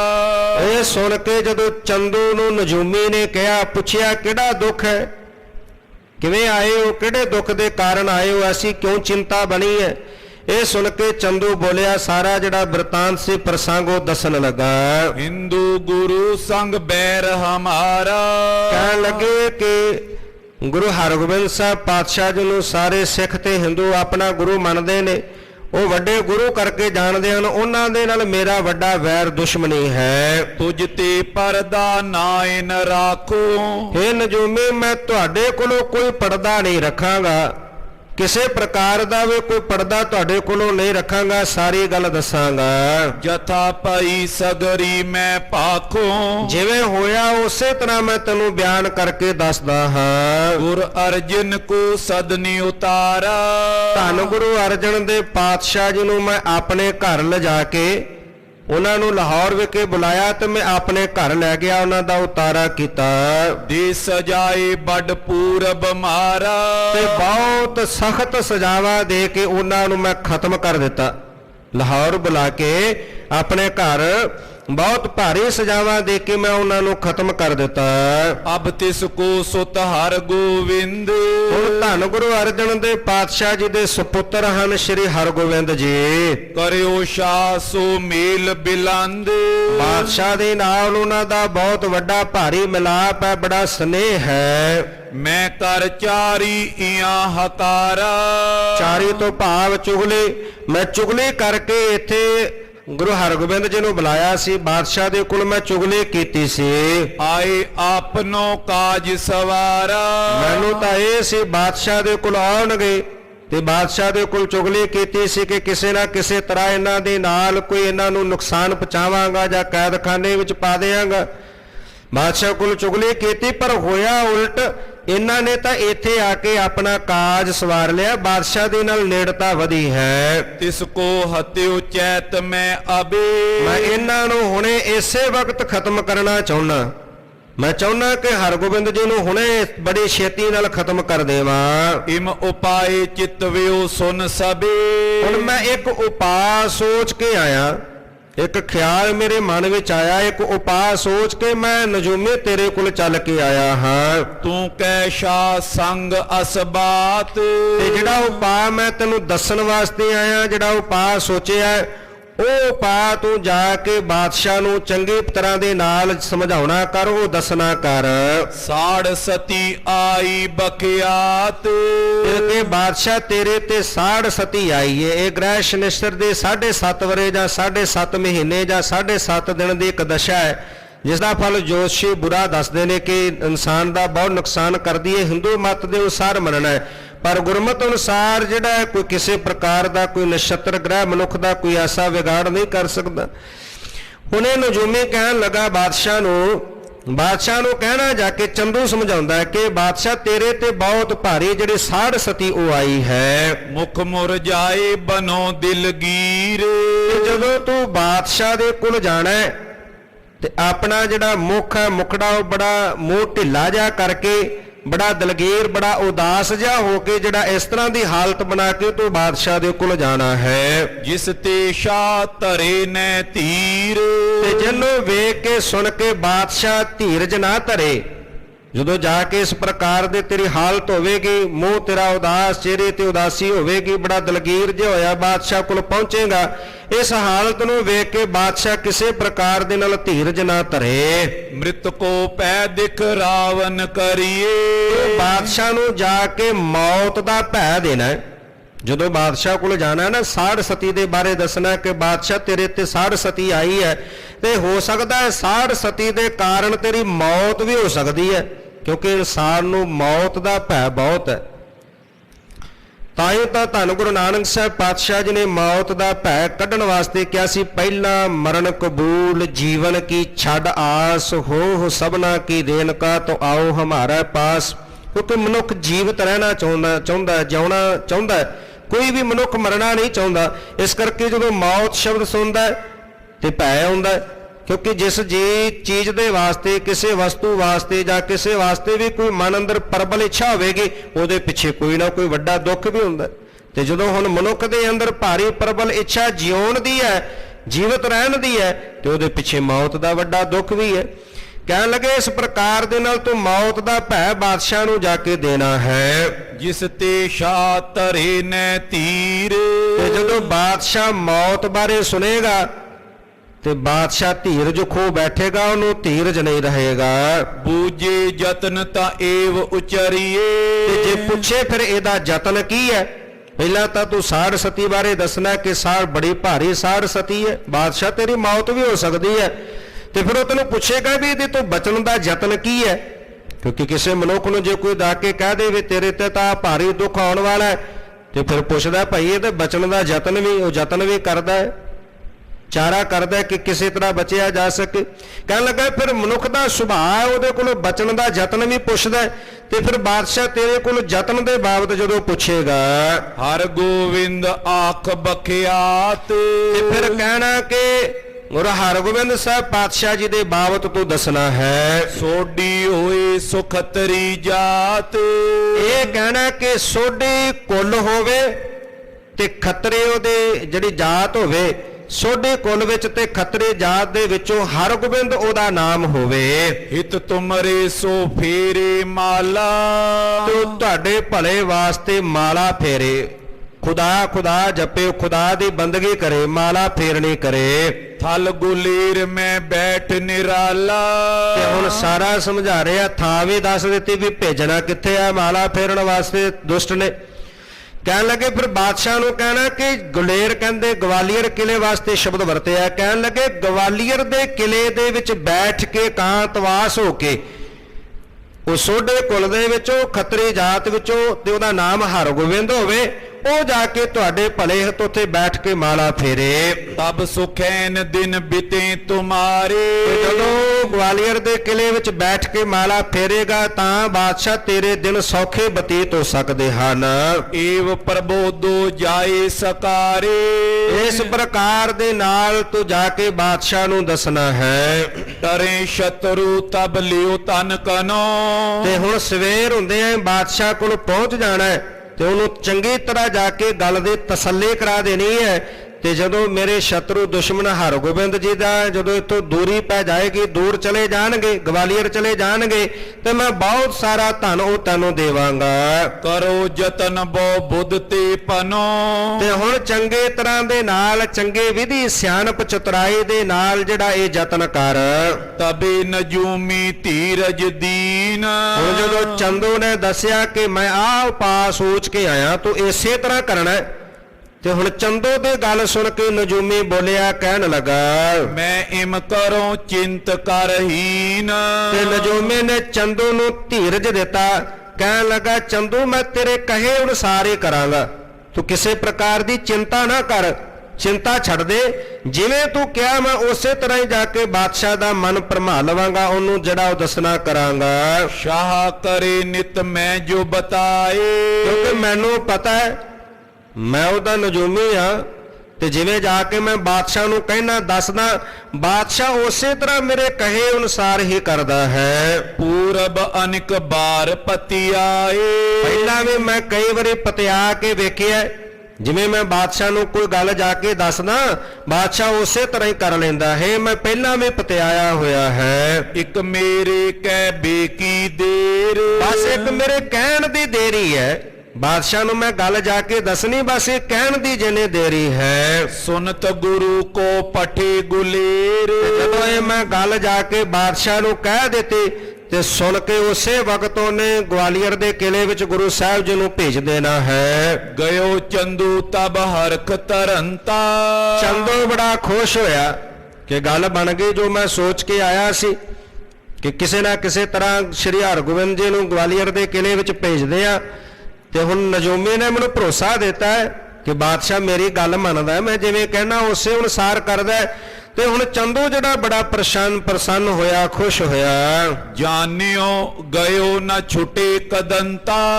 ਤੇ ਹੁਣ ਕਹਿਣ ਲੱਗਾ ਇਹਨੇ ਹਿਰਦੇ ਵਿੱਚ ਜਾਣਿਆ, ਜਦੋਂ ਨਜੂਮੀ ਨੇ ਕਿਹਾ ਨਾ ਮੈਂ ਜਦੋਂ ਜਾ ਕੇ ਬਾਦਸ਼ਾਹ ਨੂੰ ਕਹਾਂਗਾ ਤੇ ਮੇਰੇ ਕਹਿਣ ਦੀ ਦੇਰ ਹੈ, ਉਸੇ ਵਕਤ ਉਹਨਾਂ ਨੇ ਗਵਾਲੀਅਰ ਦੇ ਕਿਲੇ ਵਿੱਚ ਭੇਜ ਦੇਣਾ ਹੈ। ਤੇ ਹੁਣ ਹਿਰਦੇ 'ਚ ਚੰਦੂ ਜਿਹੜਾ ਉਹ ਜਾਣਨ ਲੱਗਾ, ਵਿਚਾਰਦਾ ਹੈ ਕਿ ਜੇ ਇੱਕ ਵਾਰੀ ਸ੍ਰੀ ਗੁਰੂ ਹਰਗੋਬਿੰਦ ਜੀ ਗਵਾਲੀਅਰ ਦੇ ਕਿਲੇ ਵਿੱਚ ਚਲੇ ਗਏ, ਉੱਥੋਂ ਕਦੇ ਛੁੱਟ ਨਹੀਂ ਸਕਣਗੇ, ਉੱਥੋਂ ਕਦੇ ਬਾਹਰ ਨਹੀਂ ਆ ਸਕਣਗੇ। पित कै सम कर कै इसहान। ਇਹਨਾਂ ਦੇ ਪਿਤਾ ਦੇ ਸਮਾਨ, ਜਿਵੇਂ ਧੰਨ ਗੁਰੂ ਅਰਜਨ ਦੇਵ ਪਾਤਸ਼ਾਹ ਜੀ ਨੂੰ ਖਤਮ ਕੀਤਾ, ਪਿਤਾ ਦੇ ਸਮਾਨ ਮੈਂ ਇਹਨਾਂ ਨਾਲ ਵੀ ਉਸੇ ਤਰ੍ਹਾਂ ਹੀ ਕਰਾਂਗਾ। ਗਵਾਲੀਅਰ ਦੇ ਕਿਲੇ ਵਿੱਚ ਇਹਨਾਂ ਨੂੰ ਖਤਮ ਕਰ ਦਿਆਂਗਾ, ਕਿਉਂਕਿ ਮੱਧ ਪ੍ਰਦੇਸ਼ ਦੇ ਵਿੱਚ 300 ਫੁੱਟ ਦੀ ਉੱਚੀ ਤੇ ਕਿਲਾ ਬਣਿਆ ਹੋਇਆ ਸੀ ਗਵਾਲੀਅਰ ਦਾ ਕਿਲਾ। ਸੰਗਤਾਂ ਨੇ ਦਰਸ਼ਨ ਕੀਤੇ ਹੋਣਗੇ, ਜਿੱਥੋਂ ਦਾਤਾ ਸਤਿਗੁਰੂ ਪਾਤਸ਼ਾਹ ਬੰਦੀ ਛੋੜ ਦਾਤਾ ਆਪਾਂ ਕਹਿੰਦੇ ਆ। ਕਿਉਂਕਿ ਇਸ ਕਿਲੇ ਦੇ ਵਿੱਚ ਜੇਕਰ ਕੋਈ ਇੱਕ ਵਾਰੀ ਚਲਾ ਜਾਂਦਾ ਸੀ, ਕੈਦ ਵਿੱਚ ਪੈ ਜਾਂਦਾ ਸੀ, ਉਹਨੂੰ ਸੂਰਜ ਵੇਖਣਾ ਵੀ ਨਸੀਬ ਨਹੀਂ ਸੀ ਹੁੰਦਾ। ਸੋ ਕਹਿਣ ਲੱਗਾ ਕਿ ਹੁਣ ਜਦੋਂ ਉੱਥੇ ਚਲੇ ਗਏ, ਪਿਤਾ ਦੇ ਸਮਾਨ ਮੈਂ ਇਹਨਾਂ ਨੂੰ ਵੀ ਉੱਥੇ ਖਤਮ ਕਰਵਾ ਦੇਵਾਂਗਾ। तब निचिंतो ए टिको स्थान। ਤੇ ਫਿਰ ਜਾ ਕੇ ਮੈਂ ਨਿਸ਼ਚਿੰਤ ਹੋ ਕੇ ਆਪਣੇ ਸਥਾਨ ਤੇ ਆਪਣੇ ਘਰ ਦੇ ਵਿੱਚ ਸੁਖ ਦੇ ਸਹਿਤ ਵਸਾਂਗਾ। इसमें पर्यो रेओ ने सोवा। ਹੁਣ ਨਜੂਮੀ ਨੂੰ ਮਿਲ ਕੇ ਚੰਦੂ ਵਾਪਸ ਆਇਆ, ਰਾਤ ਦਾ ਸਮਾਂ ਸੀ, ਘਰ ਆ ਕੇ ਆਰਾਮ ਕਰਨ ਲਈ ਲੇਟਿਆ, ਪਰ ਚਿੰਤਾ ਬਸ ਹੋਏ ਨੂੰ ਨੀਂਦ ਨਹੀਂ ਆਈ। ਸਾਰੀ ਰਾਤ ਪਾਸੇ ਮਾਰਦਿਆਂ ਸੋਚਾਂ ਸੋਚਦਿਆਂ ਲੰਘ ਗਏ। गिनत गटी चित चिंत परोवा। ਬੜੀਆਂ ਗਿਣਤੀਆਂ ਗਿਣਦਾ ਹੈ, ਜਿਹੜਾ ਚੇਤਾ ਉਹ ਚਿੰਤਾ ਦੇ ਸਹਿਤ ਬੜੀ ਚਿੰਤਾ ਵੀ ਹੈ, ਹਿਰਦੇ ਵਿੱਚ ਗਿਣਤੀਆਂ ਗਿਣਦਿਆਂ ਸਾਰੀ ਰਾਤ ਲੰਘਾ ਰਿਹਾ ਹੈ। भई प्रभात नजूमी गयो। ਰਾਤ ਬਤੀਤ ਹੋਈ, ਸਵੇਰ ਹੋਈ, ਦਿਨ ਚੜਿਆ, ਤੇ ਚੰਦੂ ਦੇ ਕਹਿਣ ਮੁਤਾਬਕ ਸਵੇਰ ਹੁੰਦਿਆਂ ਹੀ ਜਿਹੜਾ ਨਜੂਮੀ ਸੀ ਉਹ ਬਾਦਸ਼ਾਹ ਦੇ ਕੋਲ ਗਿਆ। बगल किताब मलिन मुख कीयो। ਤੇ ਬੜਾ ਇਹਨੇ ਕਸ਼ ਦੇ ਵਿੱਚ ਕਿਤਾਬ ਲਈ ਹੋਈ ਹੈ, ਤੇ ਬੜਾ ਉਦਾਸ ਜਿਹਾ ਮੂੰਹ ਉਦਾਸੀ ਵਾਲਾ ਬਣਾ ਕੇ ਬਾਦਸ਼ਾਹ ਦੇ ਕੋਲ ਪਹੁੰਚਿਆ, ਜਿਵੇਂ ਚੰਦੂ ਨੇ ਦੱਸਿਆ ਸੀ। जाए सलाम शाह सो करी। ਤੇ ਬਾਦਸ਼ਾਹ ਨੂੰ ਜਾ ਕੇ ਨਜੂਮੇ ਨੇ ਦੁਆ ਸਲਾਮ ਕੀਤੀ ਹੈ। कहन बात चातुरता धरी। ਤੇ ਹੁਣ ਗੱਲ ਦੱਸਣ ਦੇ ਲਈ ਬੜੀ ਚਤੁਰਾਈ ਧਾਰਨ ਕੀਤੀ ਨਜੂਮੀ ਨੇ। ਬੜਾ ਚਤੁਰ ਜਿਹੜਾ ਸੀ ਉਹ ਉਸ ਤਰ੍ਹਾਂ ਦਾ ਆਪਣਾ ਬਣਾ ਕੇ ਬੜੀ ਚਤੁਰਾਈ ਧਾਰਨ ਕਰਦੇ ਆ ਬਾਦਸ਼ਾਹ ਨੂੰ ਗੱਲ ਦੱਸਣ ਦੀ ਤਿਆਰੀ ਕੀਤੀ। मलन नजूमी की दिशहेर। ਤੇ ਹੁਣ ਜਦੋਂ ਨਜੂਮੀ ਦੀ ਐਸੀ ਉਦਾਸੀ ਜੀ ਵਾਲੀ ਹਾਲਤ ਵੇਖੀ, ਵੇਖ ਕਰਕੇ ਬਾਦਸ਼ਾਹ ਨੇ ਜਦੋਂ ਇਹਦੇ ਵੱਲ ਤੱਕਿਆ, शाह बेहस बूझत है खैर। ਤੇ ਹੁਣ ਬਾਦਸ਼ਾਹ ਮੁਸਕਰਾਉਂਦਾ ਹੋਇਆ ਪੁੱਛਣ ਲੱਗਾ ਨਜੂਮੀ ਨੂੰ, ਕਹਿਣ ਲੱਗਾ ਨਜੂਮੀ ਖੈਰ ਸੁਖ ਤਾਂ ਹੈ, किम आवत है मन मुरझायो। ਤੇਰਾ ਕੋਈ ਨੁਕਸਾਨ ਤਾਂ ਨਹੀਂ ਹੋ ਗਿਆ? ਕਿਉਂ ਮੂੰਹ ਲਟਕਾਇਆ ਹੋਇਆ ਹੈ? ਕਿਉਂ ਤੇਰਾ ਮਨ ਇਸ ਤਰ੍ਹਾਂ ਦੇ ਨਾਲ ਮੁਰਝਾਇਆ ਉਦਾਸੀ ਛਾਈ ਹੋਈ ਹੈ? कछु काज तो न बिगड़ायो। ਕੋਈ ਤੇਰਾ ਕਾਜ ਤਾਂ ਨਹੀਂ ਵਿਗੜ ਗਿਆ, ਕੋਈ ਕੰਮ ਤਾਂ ਨਹੀਂ ਵਿਗੜ ਗਿਆ, ਤਾਂ ਤੇਰਾ ਮਨ ਉਦਾਸ ਹੈ। सुन कर कहन लाग छल सानी। ਤੇ ਬੜੇ ਛਲ ਦੇ ਕਪਟ ਦੇ ਬਿਰਤੇ ਧਾਰਨ ਕਰਦੇ ਆ, ਬੜੇ ਚਤੁਰਾਈ ਵਰਤਦੇ ਆ। ਹੁਣ ਜਦੋਂ ਬਾਦਸ਼ਾਹ ਨੇ ਪੁੱਛਿਆ ਤੇ ਹੁਣ ਇਹ ਜਿਹੜਾ ਨਜੂਮੀ ਸੀ ਬੜਾ ਕਪਟ ਛਲ ਵਰਤਦੇ ਆ, ਚਤੁਰਾਈ ਧਾਰਨ ਕਰਦੇ ਆ, ਬੋਲਿਆ ਕਹਿਣ ਲੱਗਾ, विद्या करें विचार महानी। हे ਬਾਦਸ਼ਾਹ ਮੈਂ ਜਿਹੜੀ ਜੋਤਿਸ਼ ਵਿਦਿਆ ਉਹਦੀ ਚੰਗੀ ਤਰ੍ਹਾਂ ਵਿਚਾਰ ਕੀਤੀ ਹੈ। देव आपको सब कुछ खात। ਕਿਉਂਕਿ ਮੈਂ ਤੁਹਾਡਾ ਦਿੱਤਾ ਹੀ ਖਾਣਾ, ਤੁਸੀਂ ਮੈਨੂੰ ਦਿੰਦੇ ਹੋ, ਤੁਹਾਡੇ ਦਿੱਤੇ ਨਾਲੇ ਮੇਰਾ ਗੁਜ਼ਾਰਾ ਚੱਲਦਾ, ਤੁਹਾਡਾ ਦਿੱਤਾ ਖਾ ਕੇ ਮੈਂ ਗੁਜ਼ਰਾਨ ਕਰ ਰਿਹਾ, ਜੀਵਨ ਨਿਰਵਾਹ ਕਰ ਰਿਹਾ। ਇਸ ਕਰਕੇ ਮੈਂ ਜੋਤਿਸ਼ ਵਿਦਿਆ ਨੂੰ ਚੰਗੀ ਤਰ੍ਹਾਂ ਵਿਚਾਰਿਆ ਪੜ੍ਹਿਆ ਹੈ। चाहे दिन रैन खैर तो वगात। ਇਹ ਬਾਦਸ਼ਾਹ ਤੇਰੇ ਸਰੀਰ ਦੀ ਮੈਂ ਦਿਨੇ ਰਾਤ ਸੁਖ ਚਾਹੁੰਦਾ, ਤੁਸੀਂ ਸਾਨੂੰ ਦਿੰਦੇ ਹੋ, ਤੁਹਾਡਾ ਦਿੱਤਾ ਖਾਣੇ ਆ, ਇਸ ਕਰਕੇ ਦਿਨੇ ਰਾਤ ਮੈਂ ਚਾਹੁੰਦਾ ਕਿ ਤੁਸੀਂ ਸੁਖ ਦੇ ਸਹਿਤ ਰਹੋ, ਤੁਹਾਡਾ ਜੀਵਨ ਸਦਾ ਸੁਖੀ ਰਹੇ। ਇਸ ਪ੍ਰਕਾਰ ਦੇ ਨਾਲ ਜਿਹੜਾ ਹੈ ਮੈਂ ਵਿਚਾਰਦਾ ਹਾਂ। खोजन करे भले ग्रह सारे। ਜਿੰਨੇ ਵੀ ਗ੍ਰਹਿ ਨੇ ਇਹਨਾਂ ਸਾਰੇ ਗ੍ਰਹਿਆਂ ਦੀ ਮੈਂ ਚੰਗੀ ਤਰ੍ਹਾਂ ਖੋਜ ਕੀਤੀ, ਵਿਚਾਰ ਕੀਤੀ। साड़ सती अब चढ़ी तुम्हारे। ਬਾਦਸ਼ਾਹ ਤੁਹਾਡੇ ਭਲੇ ਹਿੱਤ ਬੈਠ ਕੇ ਜਦੋਂ ਮੈਂ ਚੰਗੀ ਤਰ੍ਹਾਂ ਜੋਤਿਸ਼ ਵਿਦਿਆ ਨੂੰ ਵਿਚਾਰਿਆ, ਸਾਰੇ ਗ੍ਰਹਿਆਂ ਦੇ ਬਾਰੇ ਵਿਚਾਰ ਕੀਤੇ ਤੇ ਉਹਨਾਂ ਦੇ ਵਿੱਚੋਂ ਵਿਚਾਰ ਕਰਦਿਆਂ ਜਦੋਂ ਮੈਂ ਵੇਖਿਆ ਕਿ ਬਾਦਸ਼ਾਹ ਤੇਰੇ ਤੇ ਤਾਂ ਬੜੀ ਭਾਰੀ ਸਾੜ ਸਤੀ ਆਈ ਹੈ, ਤੁਹਾਡੇ ਤੇ ਸਾੜ ਸਤੀ ਜਿਹੜੀ ਉਹ ਚੜੀ ਹੈ। क्रूर मैद ए दुख की दाता। ਇਹ ਬੜੀ ਬੁਰੀ ਹੈ, ਦੁੱਖ ਦੀ ਦਾਤੀ ਹੈ, ਦੁੱਖ ਦੇਣ ਵਾਲੀ ਹੈ। ਸਾੜ ਸਤੀ ਜਿਹਦੇ ਤੇ ਆਉਂਦੀ ਹੈ ਉਹਨੂੰ ਬੜਾ ਭਾਰੀ ਦੁੱਖ ਦਿੰਦੀ ਹੈ। जिस पर चढ़त करत ए घाता। ਤੇ ਜਿਹਦੇ ਤੇ ਚੜ ਕੇ ਆਉਂਦੀ ਹੈ ਉਹਦਾ ਘਾਤ ਕਰ ਦਿੰਦੀ ਹੈ, ਉਹਨੂੰ ਖਤਮ ਕਰ ਦਿੰਦੀ ਹੈ। पुन उपाय में अधिक विचारे। ਫਿਰ ਬਾਦਸ਼ਾਹ ਮੈਂ ਇਹਦੇ ਕੋਲੋਂ ਬਚਣ ਦਾ, ਬਾਦਸ਼ਾਹ ਦੇ ਕੋਲੋਂ ਬਚਣ ਦਾ ਵੀ ਉਪਾਅ ਵਿਚਾਰਿਆ ਕਿ ਇਹਦੇ ਤੋਂ ਬਚਣ ਦਾ ਉਪਾਅ ਕੀ ਹੋ ਸਕਦਾ, ਕਿਵੇਂ ਬਚਿਆ ਜਾ ਸਕਦਾ ਹੈ। जिस ते नीकी रहे तुम्हारे। ਜਿਸ ਉਪਾਅ ਦੇ ਨਾਲ ਤੁਸੀਂ ਤੰਦਰੁਸਤ ਰਹੋ, ਚੰਗੇ ਰਹੋ, ਤੁਹਾਡੇ ਕਿਸੇ ਪ੍ਰਕਾਰ ਦਾ ਕੋਈ ਨੁਕਸਾਨ ਨਾ ਹੋਵੇ। सुनत शाह दल क्यों तर त्रासा। ਤੇ ਜਦੋਂ ਨਜੂਮੀ ਨੇ ਦੱਸਿਆ ਨਾ ਬੜੇ ਭਾਰੇ ਸਾੜ ਸਤੀ ਹੈ ਬਾਦਸ਼ਾਹ ਤੇਰੇ ਤੇ ਆਈ ਹੈ, ਇਹ ਬੜੇ ਦੁੱਖ ਦੇਣ ਵਾਲੀ ਹੈ, ਜਿਹਦੇ ਤੇ ਆਉਂਦੀ ਹੈ ਚੜ ਕੇ ਉਹਦਾ ਘਾਤ ਕਰ ਦਿੰਦੀ ਹੈ, ਖਤਮ ਕਰ ਦਿੰਦੀ ਹੈ। ਤੇ ਬਾਦਸ਼ਾਹ ਨੇ ਜਦੋਂ ਐਸਾ ਸੁਣਿਆ, ਸੁਣ ਕੇ ਜਿਹੜਾ ਬਾਦਸ਼ਾਹ ਸੀ ਉਹ ਕੰਬ ਗਿਆ, ਬੜਾ ਡਰਿਆ। तब ते चढ़ी कहो मुझ पासा। ਹੁਣ ਬਾਦਸ਼ਾਹ ਪੁੱਛਦਾ ਨਜੂਮੀ ਨੂੰ, ਕਹਿਣ ਲੱਗਾ ਕਦੋਂ ਚੜੀ ਹੈ ਮੇਰੇ ਤੇ ਸਾੜ ਸਤੀ, ਇਹ ਸਾੜ ਸਤੀ ਕਦੋਂ ਮੇਰੇ ਤੇ ਚੜ ਕੇ ਆਈ ਹੈ, ਇਹਦੇ ਬਾਬਤ ਮੈਨੂੰ ਦੱਸਣਾ ਕਰ। जतन विचारियो सो कह दीजे। ਤੇ ਜਿਹੜਾ ਤੂੰ ਯਤਨ ਵਿਚਾਰਿਆ, ਜਿਹੜੇ ਉਪਾਅ ਦੀ ਤੂੰ ਵਿਚਾਰ ਕੀਤੀ ਹੈ, ਇਹਦੇ ਕੋਲੋਂ ਬਚਿਆ ਕਿਵੇਂ ਜਾ ਸਕਦਾ, ਉਹ ਯਤਨ ਵੀ ਮੈਨੂੰ ਦੱਸਣਾ ਕਰ। साड़ सती बल जिस ते छीजे। ਜਿਹਦੇ ਜਿਸ ਤਾਕਤ ਦੇ ਨਾਲ, ਜਿਸ ਸ਼ਕਤੀ ਦੇ ਨਾਲ ਉਪਾਅ ਕਰਨ ਦੇ ਨਾਲ ਜਿਹੜੀ ਇਹ ਸਾੜ ਸਤੀ ਹੈ, ਇਹਦੀ ਉਹ ਤਾਕਤ ਜਿਹੜੀ ਆ ਖਤਮ ਹੋ ਜਾਵੇ, ਇਹ ਟਲ ਜਾਵੇ। तबे नजूमी बाकी उचारे। ਜਦੋਂ ਬਾਦਸ਼ਾਹ ਨੇ ਪੁੱਛਿਆ ਤੇ ਬਾਦਸ਼ਾਹ ਦੇ ਪੁੱਛਣ ਤੇ ਫਿਰ ਨਜੂਮੀ ਕਹਿਣ ਲੱਗਾ, दुखद चढ़ी ए आज तिहारे। ਕਹਿਣ ਲੱਗਾ ਬਾਦਸ਼ਾਹ ਸਲਾਮਤ, ਇਹ ਜਿਹੜੇ ਦੁੱਖ ਭਰੇ ਸਾੜ ਸਤੀ ਹੈ ਇਹ ਅੱਜ ਹੀ ਤੁਹਾਡੇ ਤੇ ਚੜ ਕੇ ਆਈ ਹੈ। बोलो कन को नहीं सुनावो। ਤੇ ਬਾਦਸ਼ਾਹ ਇੱਕ ਗੱਲ ਹੋਰ ਵੀ ਹੈ, ਇਹਦਾ ਵੀ ਖਿਆਲ ਰੱਖਣਾ ਕਿ ਇਹ ਗੱਲ ਬਹੁਤਿਆਂ ਨੂੰ ਦੱਸਣੀ ਨਹੀਂ, ਇਹਦਾ ਰੌਲਾ ਨਹੀਂ ਪਾਉਣਾ, ਇਸ ਗੱਲ ਨੂੰ ਛੁਪਾ ਕੇ ਵੀ ਰੱਖਣਾ। ਬਹੁਤਿਆਂ ਦੇ ਵਿੱਚ ਇਹ ਗੱਲ ਜਿਹੜੀ ਉਹ ਜਾਗਰ ਨਹੀਂ ਕਰਨੀ, ਦੱਸਣੀ ਨਹੀਂ ਹੈ। राखो गोप महाफल पावो। ਇਹਨੂੰ ਗੁਪਤ ਰੱਖਣਾ ਹੈ ਤੇ ਬਾਦਸ਼ਾਹ ਜੇ ਤੂੰ ਗੁਪਤ ਰੱਖੇਗਾ ਤੈਨੂੰ ਮਹਾਨ ਫਲ ਪ੍ਰਾਪਤ ਹੋਵੇਗਾ। सोड बंस खतरी शुभ जाति। ਹਾਂ ਹੁਣ ਜਿਹੜਾ ਇਹਦਾ ਉਪਾਅ ਹੈ, ਜਿਹੜਾ ਯਤਨ ਹੈ, ਬਚਿਆ ਕਿਵੇਂ ਜਾ ਸਕਦਾ, ਜਿਹੜਾ ਮੈਂ ਉਹ ਸਾਰੇ ਪੜ੍ਹ ਕੇ ਵਿਚਾਰ ਕੀਤੀ ਹੈ, ਜੋਤਿਸ਼ ਵਿਦਿਆ ਦੇ ਵਿੱਚੋਂ ਲੱਭਿਆ ਉਪਾਅ ਕੀ ਹੈ, ਉਹ ਇਹ ਹੈ ਕਿ ਸੋਢ ਬੰਸ ਹੋਵੇ, ਸੋਢੀ ਕੁਲ ਹੋਵੇ ਤੇ ਖੱਤਰੀ ਜਾਤੀ ਦੇ ਵਿੱਚੋਂ ਹੋਵੇ ਹਰ ਗੋਬਿੰਦ ਨਾਮ ਬਖਿਆਤੀ ਤੇ ਉਹਦਾ ਨਾਮ ਹਰ ਗੋਬਿੰਦ ਕਰਕੇ ਹੋਵੇ। ਜਿਵੇਂ ਹੁਣ ਚੰਦੂ ਨੇ ਕਹਿ ਕੇ ਸਮਝਾਇਆ ਸੀ, ਤੋਤੇ ਦੀ ਤਰ੍ਹਾਂ ਉਸੇ ਤਰ੍ਹਾਂ ਪੜ੍ਹ ਰਿਹਾ ਸੁਣਾ ਰਿਹਾ। ਕਹਿਣ ਲੱਗਾ ਕਿ ਸੋਢੇ ਕੁਲ ਹੋਵੇ, ਖੱਤਰੀ ਜਾਤ ਦੇ ਵਿੱਚੋਂ ਹੋਵੇ ਤੇ ਉਹਦਾ ਨਾਮ ਹਰਗੋਬਿੰਦ ਕਰਕੇ ਹੋਵੇ। करे स्नान तीनों काला। ਤੇ 3 ਸਮੇਂ ਦਿਨ ਦੇ ਵਿੱਚ 3 ਸਮੇਂ ਉਹ ਇਸ਼ਨਾਨ ਕਰੇ। दुर्ग ग्वालियर थान निराला। ਤੇ ਗਵਾਲੀਅਰ ਦਾ ਕਿਲਾ ਜਿੱਥੇ ਬੜੀ ਇਕਾਂਤ ਤੇ ਉੱਚੀ ਪਹਾੜੀ ਤੇ ਹੈ, ਤੇ ਗਵਾਲੀਅਰ ਦੇ ਕਿਲੇ ਦੇ ਵਿੱਚ ਬੈਠ ਕੇ ਇਕਾਂਤ ਵਸ ਹੋ ਕੇ गै कर माला बैठे बरनी। ਤੇ ਹੁਣ ਉਹ ਹੱਥ ਦੇ ਵਿੱਚ ਮਾਲਾ ਲੈ ਕੇ ਮੰਤਰ ਦਾ ਜਾਪ ਕਰੇ। ਗਵਾਲੀਅਰ ਦੇ ਕਿਲੇ ਵਿੱਚ ਇਕਾਂਤ ਵਸ ਹੋ ਕੇ ਇਕੱਲਾ ਬੈਠ ਕੇ ਵੱਖਰਾ ਬੈਠ ਕੇ ਹੱਥ ਦੇ ਵਿੱਚ ਮਾਲਾ ਲੈ ਕੇ ਉਹ ਮੰਤਰ ਦਾ ਜਾਪ ਕਰੇ। फान मौन कर ऐसे करनी। ਤੇ ਮੌਨ ਧਾਰਨ ਕਰਕੇ ਕਿਸੇ ਨਾਲ ਬੋਲੇ ਨਾ, ਇਕੱਲੇ ਬੈਠ ਕੇ ਜਿਹੜਾ ਇਸ ਪ੍ਰਕਾਰ ਦੇ ਨਾਲ ਇਹ ਸਾਰਾ ਉਹ ਕਾਰਜ ਇਸ ਵਿਧੀ ਦੇ ਨਾਲ ਕਰੇ, ਖੁਦਾ ਦਾ ਜਾਪ ਕਰੇ। तुमरे हित मनोरथ तारे। ਤੇ ਜੇ ਤੁਹਾਡਾ ਮਨੋਰਥ ਪੂਰਾ ਕਰਨ ਦੇ ਲਈ ਤੁਹਾਡਾ ਹਿੱਤ ਧਾਰ ਕੇ ਇਸ ਤਰ੍ਹਾਂ ਦੇ ਨਾਲ ਉਹ ਕਰੇ। पाक अला हृदय संभारे।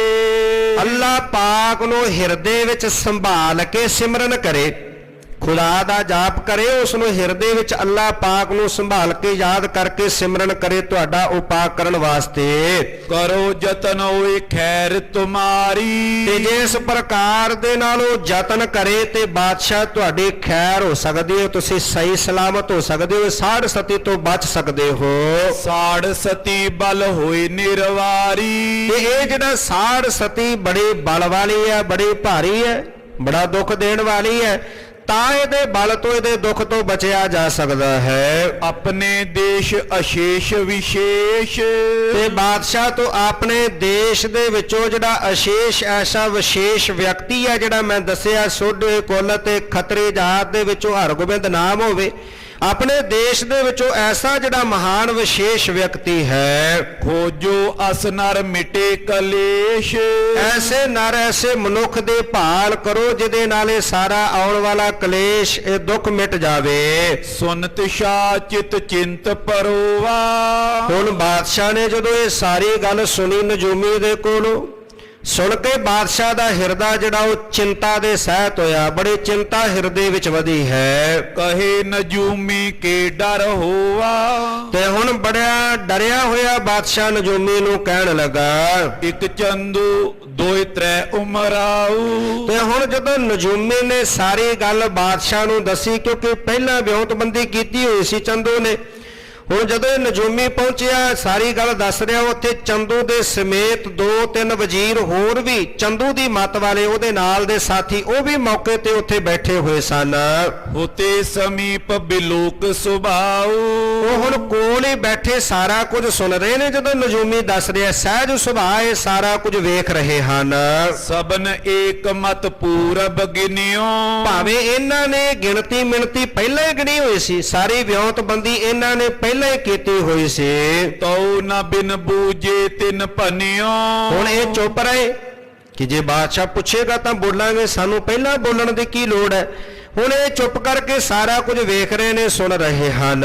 इतक काल सोचत रह शाऊ। ਤੇ ਹੁਣ ਕੁਝ ਸਮਾਂ ਜਿਹੜਾ ਹੈ ਕਿਤਕ ਕਾਲ ਜਿਹੜਾ ਕੁਝ ਸਮਾਂ ਬਾਦਸ਼ਾਹ ਨਜੂਮੀ ਦੀ ਗੱਲ ਨੂੰ ਸੁਣ ਕੇ ਸੋਚਾਂ ਦੇ ਵਿੱਚ ਪੈ ਰਿਹਾ, ਸੋਚਣ ਲੱਗਾ। बोलियो बोर बिलोके पाऊ। ਕੁਝ ਸਮਾਂ ਚੁੱਪ ਰਹਿ ਕੇ ਸੋਚ ਵਿਚਾਰ ਕਰਨ ਤੋਂ ਪਿੱਛੋਂ ਬਾਦਸ਼ਾਹ ਬੋਲਿਆ, ਕਹਿਣ ਲੱਗਾ। अस नर है के नहीं किस ठाहर। ਕਹਿਣ ਲੱਗਾ ਦੱਸੋ ਐਸਾ ਕੋਈ ਵਿਅਕਤੀ ਹੈ ਜਿਵੇਂ ਨਜੂਮੀ ਨੇ ਦੱਸਿਆ, ਇਹਦੇ ਦੱਸਣ ਦੇ ਮੁਤਾਬਕ ਮੈਨੂੰ ਦੱਸੋ ਐਸਾ ਕੋਈ ਹੈ ਵਿਅਕਤੀ। नहीं तखो जो पुर कर बो आहर। ਨਹੀਂ ਤਾਂ ਫਿਰ ਨਗਰ ਦੇ ਵਿੱਚ ਦੇਸ਼ ਵਿੱਚ ਫਿਰ ਕੇ ਵੇਖੋ ਕਿ ਕੋਈ ਸੋਢੇ ਕੁਲ ਤੇ ਖੱਤਰੀ ਜਾਤ ਵਿੱਚੋਂ ਜਿਹਦਾ ਨਾਮ ਹਰਗੋਬਿੰਦ ਹੋਵੇ। ਜੇ ਇੱਥੇ ਨਹੀਂ ਤਾਂ ਦੇਸ਼ ਵਿੱਚ ਨਗਰ ਵਿੱਚ ਫਿਰ ਕੇ ਐਸੇ ਵਿਅਕਤੀ ਦੀ ਭਾਲ ਕਰੋ करे जो बरनी फेरे माला। ਜਿਹੜਾ ਜਾ ਕੇ ਮਾਲਾ ਲੈ ਕੇ ਮੰਤਰਾਂ ਦਾ ਮੇਰੇ ਵਾਸਤੇ ਜਾਪ ਕਰੇ मोहे बिखाद विनाश बिसाला। ਤੇ ਜਿਹੜਾ ਇਹ ਸਾੜ ਸਤੀ ਮੇਰੇ ਤੇ ਚੱਲ ਕੇ ਆਈ ਹੈ ਇਹਦਾ ਵਿਨਾਸ਼ ਇਹ ਖਤਮ ਹੋ ਜਾਵੇ, ਸਾੜ ਸਤੀ ਟਲ ਜਾਵੇ। अस आनो खोजो पुर सारे। ਐਸਾ ਜਿਹੜਾ ਵਿਅਕਤੀ ਹੈ ਉਹਦੀ ਖੋਜ ਕਰੋ, ਨਗਰ ਦੇ ਵਿੱਚ ਜਾ ਕੇ ਐਸੇ ਐਸੇ ਵਿਅਕਤੀ ਦੀ ਭਾਲ ਕਰੋ, ਉਹਨੂੰ ਲੱਭਣਾ ਕਰੋ। ਤਿਸ ਕੋ ਦੇਹੋ ਦਰਬ ਉਧਾਰੇ। ਤੇ ਬਾਦਸ਼ਾਹ ਕਹਿਣ ਲੱਗਾ ਮੈਂ ਜਿਹੜਾ ਐਸੇ ਵਿਅਕਤੀ ਦੀ ਭਾਲ ਕਰਕੇ ਲਿਆਏਗਾ, ਜਿਹੜਾ ਵੀ ਲਿਆਏਗਾ ਉਹਨੂੰ ਮੈਂ ਬਹੁਤ ਭਾਰੇ ਧਨ ਜਿਹੜਾ ਉਹ ਦੇਣਾ ਕਰਾਂਗਾ। ਚੰਦੂ ਇੱਕ ਉਮਰਾਵ ਸੁਪਰੇਰਾ। ਹੁਣ ਚੰਦੂ ਨੇ ਨਾਲ ਦੀ ਨਾਲ ਹੀ ਇੱਕ ਜਿਹੜਾ ਵਜ਼ੀਰ ਸੀ ਉਹਨੂੰ ਪ੍ਰੇਰਿਆ, ਕਿਉਂਕਿ ਸਾਰੇ ਇਹਨਾਂ ਨੇ ਸਲਾਹ ਕੀਤੀ, ਇੱਕ ਮਤ ਸੀ। ਤੇ ਜਦੋਂ ਬਾਦਸ਼ਾਹ ਨੇ ਪੁੱਛਿਆ ਕਿ ਐਸਾ ਕੋਈ ਵਿਅਕਤੀ ਹੈ ਜਾਂ ਉਹਦੀ ਭਾਲ ਕਰੋ, ਤਾਂ ਉਸੇ ਵਕਤ ਚੰਦੂ ਨੇ ਮੌਕਾ ਪਾ ਕੇ ਇੱਕ ਵਜ਼ੀਰ ਨੂੰ ਪ੍ਰੇਰਿਆ, ਉਹਨੂੰ ਕਹਿਣ ਲੱਗਾ ਕਿ ਤੂੰ ਹੁਣ ਬਾਦਸ਼ਾਹ ਨਾਲ ਗੱਲ ਕਰ। ਸ਼ਾਹ ਸੰਗ ਬੋਲਿਓ ਤਿਸ ਬੇਰਾ। ਹੁਣ ਚੰਦੂ ਦਾ ਪ੍ਰੇਰਿਆ ਹੋਇਆ ਵਜ਼ੀਰ ਬੋਲਿਆ, ਬਾਦਸ਼ਾਹ ਨੂੰ ਕਹਿਣ ਲੱਗਾ ਐਸੋ ਨਰ ਰਾਵਰ ਕੇ ਪਾਸ। ਬਾਦਸ਼ਾਹ ਐਸਾ ਮਨੁੱਖ ਵਿਅਕਤੀ ਜਿਹੜਾ ਇਹਨੇ ਨਜੂਮੀ ਨੇ ਦੱਸਿਆ ਉਹ ਤਾਂ ਤੁਹਾਡੇ ਕੋਲ ਹੀ ਹੈ। ਜੋ ਨਿਸ਼ਾਨੀਆਂ ਇਹਨੇ ਦਸੀਆਂ ਨੇ ਉਹ ਨਿਸ਼ਾਨੀਆਂ ਦੇ ਮੁਤਾਬਕ ਉਹ ਵਿਅਕਤੀ ਤੁਹਾਡੇ ਕੋਲ ਹੀ ਹੈ। ਸਗਰੇ ਪਤੇ ਮਿਲਤੇ ਤਾਸ। ਜਿਹੜੇ ਪਤੇ ਜਿਹੜੀਆਂ ਨਿਸ਼ਾਨੀਆਂ ਦਸੀਆਂ ਨਜੂਮੀ ਨੇ, ਕੋਈ ਸੋਢੇ ਕੁੱਲ ਹੋਵੇ, ਖੱਤਰੀ ਜਾਤ ਹੋਵੇ, ਹਰਗੋਬਿੰਦ ਦਾ ਨਾਮ ਹੋਵੇ, ਪਾਤਸ਼ਾਹ ਨਿਸ਼ਾਨੀਆਂ ਸਾਰੀਆਂ ਉਹਨਾਂ ਦੇ ਨਾਲ ਮਿਲਦੀਆਂ ਹਨ। ਜੋ ਹਿੰਦੂਆਂ ਮੈਂ ਗੁਰੂ ਕਹਾਵੇ। ਹਿੰਦੂ ਸਿੱਖ ਸਾਰੇ ਆਪਣਾ ਉਹਨੂੰ ਗੁਰੂ ਮੰਨਦੇ ਨੇ, ਗੁਰੂ ਕਰਕੇ ਜਾਣਦੇ ਹਨ। ਲੱਖੋਂ ਸਿੱਖ ਬਨ ਸੀਸ ਨਿਵਾਵੇ। ਲੱਖਾਂ ਦੀ ਗਿਣਤੀ ਵਿੱਚ ਉਹਨਾਂ ਦੇ ਸਿੱਖ ਬਣ ਕੇ ਉਹਨਾਂ ਨੂੰ ਸੀਸ ਨਿਵਾਉਂਦੇ, ਮੱਥਾ ਟੇਕਦੇ ਹਨ। ਜਿਨੋ ਵੈਰ ਕੇ ਹਰ ਕੋ ਮਾਰਾ। ਜਿਨ੍ਹਾਂ ਨੇ ਬਾਹਰ ਜੰਗਲ ਵਿੱਚ ਇੱਕ ਬੜਾ ਜਿਹੜਾ ਭਿਆਨਕ ਸ਼ੇਰ ਸੀ ਉਹਦਾ ਸ਼ਿਕਾਰ ਕੀਤਾ, ਉਹ ਸ਼ੇਰ ਨੂੰ ਮਾਰਿਆ। ਸੋ ਇਸ ਬਿਦ ਕੋ ਹਿਰਦੇ ਵਿਚਾਰਾ। ਮੈਂ ਤਾਂ ਹਿਰਦੇ ਵਿੱਚ ਉਹਨਾਂ ਦੇ ਬਾਬਤ ਤੇ ਵਿਚਾਰ ਕੀਤੀ ਹੈ ਕਿ ਸਾਰੀਆਂ ਨਿਸ਼ਾਨੀਆਂ ਉਹਨਾਂ ਦੇ ਵਿੱਚ ਮਿਲਦੀਆਂ ਹਨ। ਸੋਡੀ ਕੁਲ ਖੱਤਰੀ ਤਿੰਨ ਜਾਤ। ਉਹ ਸੋਢੇ ਕੁੱਲ ਦੇ ਵਿੱਚੋਂ ਨੇ ਤੇ ਖੱਤਰੀ ਜਾਤ ਹੈ। ਜਿਹੜੀ ਨਿਸ਼ਾਨੀ ਇਹਨੇ ਦੱਸੀ ਹੈ ਉਹ ਉਸੇ ਤਰ੍ਹਾਂ ਸੋਢੇ ਕੁੱਲ ਤੇ ਖੱਤਰੀ ਜਾਤ ਹੈ। ਹਰ ਗੋਬਿੰਦ ਨਾਮ ਬਖਿਆਤ। ਤੇ ਸ਼੍ਰੀ ਹਰਗੋਬਿੰਦ ਜੀ ਉਹਨਾਂ ਦਾ ਨਾਮ ਹੈ। ਜਿਵੇਂ ਇਹਨੇ ਦੱਸਿਆ ਕਿ ਹਰਗੋਬਿੰਦ ਨਾਮ ਹੋਵੇ, ਉਹਨਾਂ ਦਾ ਨਾਮ ਵੀ ਸ਼੍ਰੀ ਹਰਗੋਬਿੰਦ ਜੀ ਕਰਕੇ ਹੈ। ਕਰਾਮਾਤ ਪੀ ਸੁਨੀ ਸੋ ਰਾਖੇ। ਇਹ ਵੀ ਸੁਣਿਆ ਕਿ ਬੜੀਆਂ ਕਰਾਮਾਤਾਂ ਦੇ ਮਾਲਕ ਨੇ, ਬੜੀਆਂ ਸ਼ਕਤੀਆਂ ਉਹਨਾਂ ਨੇ ਧਾਰਨ ਕੀਤੀਆਂ, ਕਰਾਮਾਤਾਂ ਦੇ ਸਹਿਤ ਹਨ। ਲੋਕ ਸਕਲ ਗੁਰ ਗੁਰ ਤਿਸ ਪਾਖੇ। ਸੰਸਾਰ ਦੇ ਸਾਰੇ ਲੋਕ ਉਹਨਾਂ ਨੂੰ ਗੁਰੂ ਗੁਰੂ ਕਹਿ ਕੇ ਪੁਕਾਰਦੇ ਹਨ, ਗੁਰੂ ਜੀ ਕਹਿੰਦੇ ਹਨ। ਦਰਬ ਪੰਚ ਸਹਿ ਰਾਵਰ ਘਰ ਤੇ। ਹਰ ਰੋਜ਼ ਬਾਦਸ਼ਾਹ ਤੁਹਾਡੇ ਘਰ ਦੇ ਵਿੱਚੋਂ, ਤੁਹਾਡੇ ਖਜ਼ਾਨੇ ਦੇ ਵਿੱਚੋਂ ਉਹਨਾਂ ਦੇ ਘਰ ਦੇ ਵਿੱਚ 500 ਰੁਪਇਆ ਤੁਸੀਂ ਭੇਜਦੇ ਹੋ। ਪਹੁੰਚਤ ਨਿਤ ਆਨੰਦ ਸੋ ਬਰਤੇ। ਉਹ ਜਦੋਂ 500 ਰੁਪਇਆ ਪਹੁੰਚਦਾ ਹੈ ਤੇ ਗੁਰੂ ਸਾਹਿਬ ਜੀ ਬੜੇ ਆਨੰਦ ਦੇ ਨਾਲ ਉਹ ਮਾਇਆ ਨੂੰ ਵਰਤਦੇ ਹਨ। ਕਹੇ ਸ਼ਾ ਸੋ ਤੋ ਗੁਰ ਪੀਰ। ਹੁਣ ਜਦੋਂ ਵਜ਼ੀਰ ਨੇ ਧੰਨ ਗੁਰੂ ਹਰਗੋਬਿੰਦ ਸਾਹਿਬ ਪਾਤਸ਼ਾਹ ਜੀ ਦੇ ਬਾਬਤ ਕਿਹਾ ਤੇ ਸੁਣ ਕੇ ਬਾਦਸ਼ਾਹ ਕਹਿਣ ਲੱਗਾ ਉਹ ਤਾਂ ਗੁਰੂ ਪੀਰ ਹਨ, ਉਹ ਤਾਂ ਸਤਿਕਾਰਯੋਗ ਗੁਰੂ ਪੀਰ ਹਨ। ਮੁਰ ਉਰ ਸ਼ਰਦਾ ਪਿਖ ਪੇ ਤੀਰ। ਮੇਰੇ ਹਿਰਦੇ ਦੀ ਸ਼ਰਧਾ ਵੇਖ ਕੇ ਮੇਰੇ ਪਾਸ ਆਏ ਨੇ, ਮੇਰਾ ਪ੍ਰੇਮ ਵੇਖ ਕੇ, ਮੇਰੀ ਸ਼ਰਧਾ ਵੇਖ ਕੇ ਉਹ ਮੇਰੇ ਕੋਲ ਆਏ ਹਨ। ਕਿਮ ਇਹ ਬਾਤ ਕਹਿਨ ਬਨ ਆਵੇ। ਇਹ ਗੱਲ ਉਹਨਾਂ ਨੂੰ ਕਿਵੇਂ ਕਹਿਣਾ ਬਣ ਆਉਂਦੀ ਹੈ, ਕਿਉਂਕਿ ਮੈਂ ਤਾਂ ਉਹਨਾਂ ਦਾ ਬੜਾ ਆਦਰ ਸਤਿਕਾਰ ਕਰਦਾ। ਗੁਰੂ ਪੀਰ ਨੇ ਤੇ ਮੇਰੇ ਕੋਲ ਮੇਰਾ ਪ੍ਰੇਮ ਵੇਖ ਕੇ ਆਏ ਨੇ, ਤੇ ਮੈਂ ਇਹ ਗੱਲ ਉਹਨਾਂ ਨੂੰ ਕਿਸ ਤਰੀਕੇ ਨਾਲ ਕਹਾਂ। ਬਰਨੀ ਕਰਨੀ ਦੁਰਗ ਸਿਧਾਵੀ। ਮੈਂ ਕਿਵੇਂ ਕਹਾਂ ਕਿ ਤੁਸੀਂ ਮੇਰੇ ਲਈ ਮੰਤਰਾਂ ਦਾ ਜਾਪ ਕਰਨ ਵਾਸਤੇ ਗਵਾਲੀਅਰ ਦੇ ਕਿਲੇ ਵਿੱਚ ਜਾਵੋ। ਸ਼੍ਰੀ ਨਾਨਕ ਗਾਦੀ ਜੋ ਭਲੀ ਹੈ। ਧੰਨ ਗੁਰੂ ਨਾਨਕ ਸਾਹਿਬ ਪਾਤਸ਼ਾਹ ਜੀ ਦੀ ਇਹ ਪਾਵਨ ਪਵਿੱਤਰ ਗੱਦੀ ਹੈ। ਬੜੇ ਭਲੇ ਸੰਸਾਰ ਦੇ ਵਿੱਚ ਜਿਸ ਘਰ ਦੇ ਵਿੱਚ ਉਹ ਭਲਾ ਲੋਚਿਆ ਜਾਂਦਾ ਹੈ, ਬੜੇ ਜਿਹੜੀ ਐਸੀ ਮਹਾਨ ਗੁਰੂ ਨਾਨਕ ਦੇ ਘਰ ਦੀ ਉਹ ਗੱਦੀ ਹੈ। ਇਸ ਪਰ ਬੈਠਿਓ ਬਾਕ ਬਲੀ ਹੈ। ਉਸ ਗੁਰਤਾ ਗੱਦੀ ਤੇ ਉਸ ਗੱਦੀ ਤੇ ਧੰਨ ਗੁਰੂ ਨਾਨਕ ਪਾਤਸ਼ਾਹ ਜੀ ਦੀ ਜਿਹੜੀ ਮਹਾਨ ਗੱਦੀ ਹੈ ਉਹਦੇ ਤੇ ਬਚਨ ਦੇ ਬਲੀ ਧੰਨ ਗੁਰੂ ਹਰਗੋਬਿੰਦ ਸਾਹਿਬ ਪਾਤਸ਼ਾਹ ਜੀ ਬੈਠੇ ਹਨ। ਸੁਨ ਬੋਲਿਓ ਤਬ ਚੰਦੂ ਕੁਪੱਤਾ। ਤੇ ਹੁਣ ਜਦੋਂ ਬਾਦਸ਼ਾਹ ਨੇ ਇਹ ਗੱਲ ਕਹੀ ਕਿ ਮੈਂ ਨਹੀਂ ਇਹ ਕਹਿ ਸਕਦਾ, ਗੁਰੂ ਸਾਹਿਬ ਦਾ ਤਾਂ ਮੇਰੇ ਹਿਰਦੇ 'ਚ ਬੜਾ ਸਤਿਕਾਰ ਹੈ, ਉਹ ਗੁਰੂ ਪੀਰ ਨੇ, ਮੇਰਾ ਪ੍ਰੇਮ ਵੇਖ ਕੇ ਮੇਰੇ ਕੋਲ ਆਏ ਨੇ ਤੇ ਮੈਂ ਕੋਲ ਆਇਆ ਨੂੰ ਹੁਣ ਕਿਵੇਂ ਕਹਿ ਦਿਆਂ ਕਿ ਤੁਸੀਂ ਕਹਿਰ ਵਿੱਚ ਜਾਓ, ਗਵਾਲੀਅਰ ਵਿੱਚ ਜਾਓ ਤੇ ਮੇਰੇ ਲਈ ਮੰਤਰਾਂ ਦਾ ਜਾਪ ਕਰੋ। ਇਹ ਨਹੀਂ ਹੋ ਸਕਦਾ, ਉਹ ਬਚਨ ਦੇ ਬੜੇ ਬਲੀ ਨੇ। ਤੇ ਜਦੋਂ ਬਾਦਸ਼ਾਹ ਨੇ ਇਹ ਗੱਲ ਕਹੀ ਤੇ ਸੁਣ ਕੇ ਚੰਦੂ ਕੁਪੱਤਾ ਦੁਸ਼ਟ ਉਸੇ ਵੇਲੇ ਬੋਲਿਆ, ਕਹਿਣ ਲੱਗਾ ਤੁਮ ਕੁਲ ਕੇ ਦੀਪਕ ਚਵਗੱਤਾ। ਕਹਿਣ ਲੱਗਾ ਬਾਤ ਤਾਂ ਤੁਸੀਂ ਚਵਗੱਤਾ ਕੁਲ ਦੇ ਦੀਪਕੋ। ਮੁਗਲਾਂ ਦੀ ਇੱਕ ਜਾਤ ਹੈ ਚਵਗੱਤਾ। ਬਾਬਰ ਨੂੰ ਨਾਨਕਿਆਂ ਦੇ ਕੋਲੋਂ ਇਹ ਜਾਤ ਪ੍ਰਾਪਤ ਹੋਈ ਸੀ, ਮਿਲੀ ਸੀ। ਮੁਗਲਾਂ ਦੀ ਇੱਕ ਖਾਸ ਜਾਤ ਹੈ ਚਵਗੱਤਾ। ਕਹਿਣ ਲੱਗਾ ਚਵਗੱਤਾ ਕੁਲ ਦੇ ਤੁਸੀਂ ਦੀਪਕ ਹੋ। ਜਹਾਂ ਪਨਾ ਆਪ ਵੱਡ ਭਾਗੇ। ਹੇ ਬਾਦਸ਼ਾਹ ਤੁਸੀਂ ਸਾਰੇ ਜਗਤ ਦਾ ਆਸਰਾ ਹੋ। ਸਭ ਜਗ ਕੇ ਦ੍ਰਿਗ ਤੁਮ ਦਿਸ਼ ਲਾਗੇ। ਸਾਰੇ ਸੰਸਾਰ ਦੇ ਜਿਹੜੇ ਲੋਕ ਨੇ ਉਹ ਤੁਹਾਡੇ ਵੱਲ ਵੇਖਦੇ ਨੇ, ਤੁਹਾਨੂੰ ਤੱਕਦੇ ਹਨ।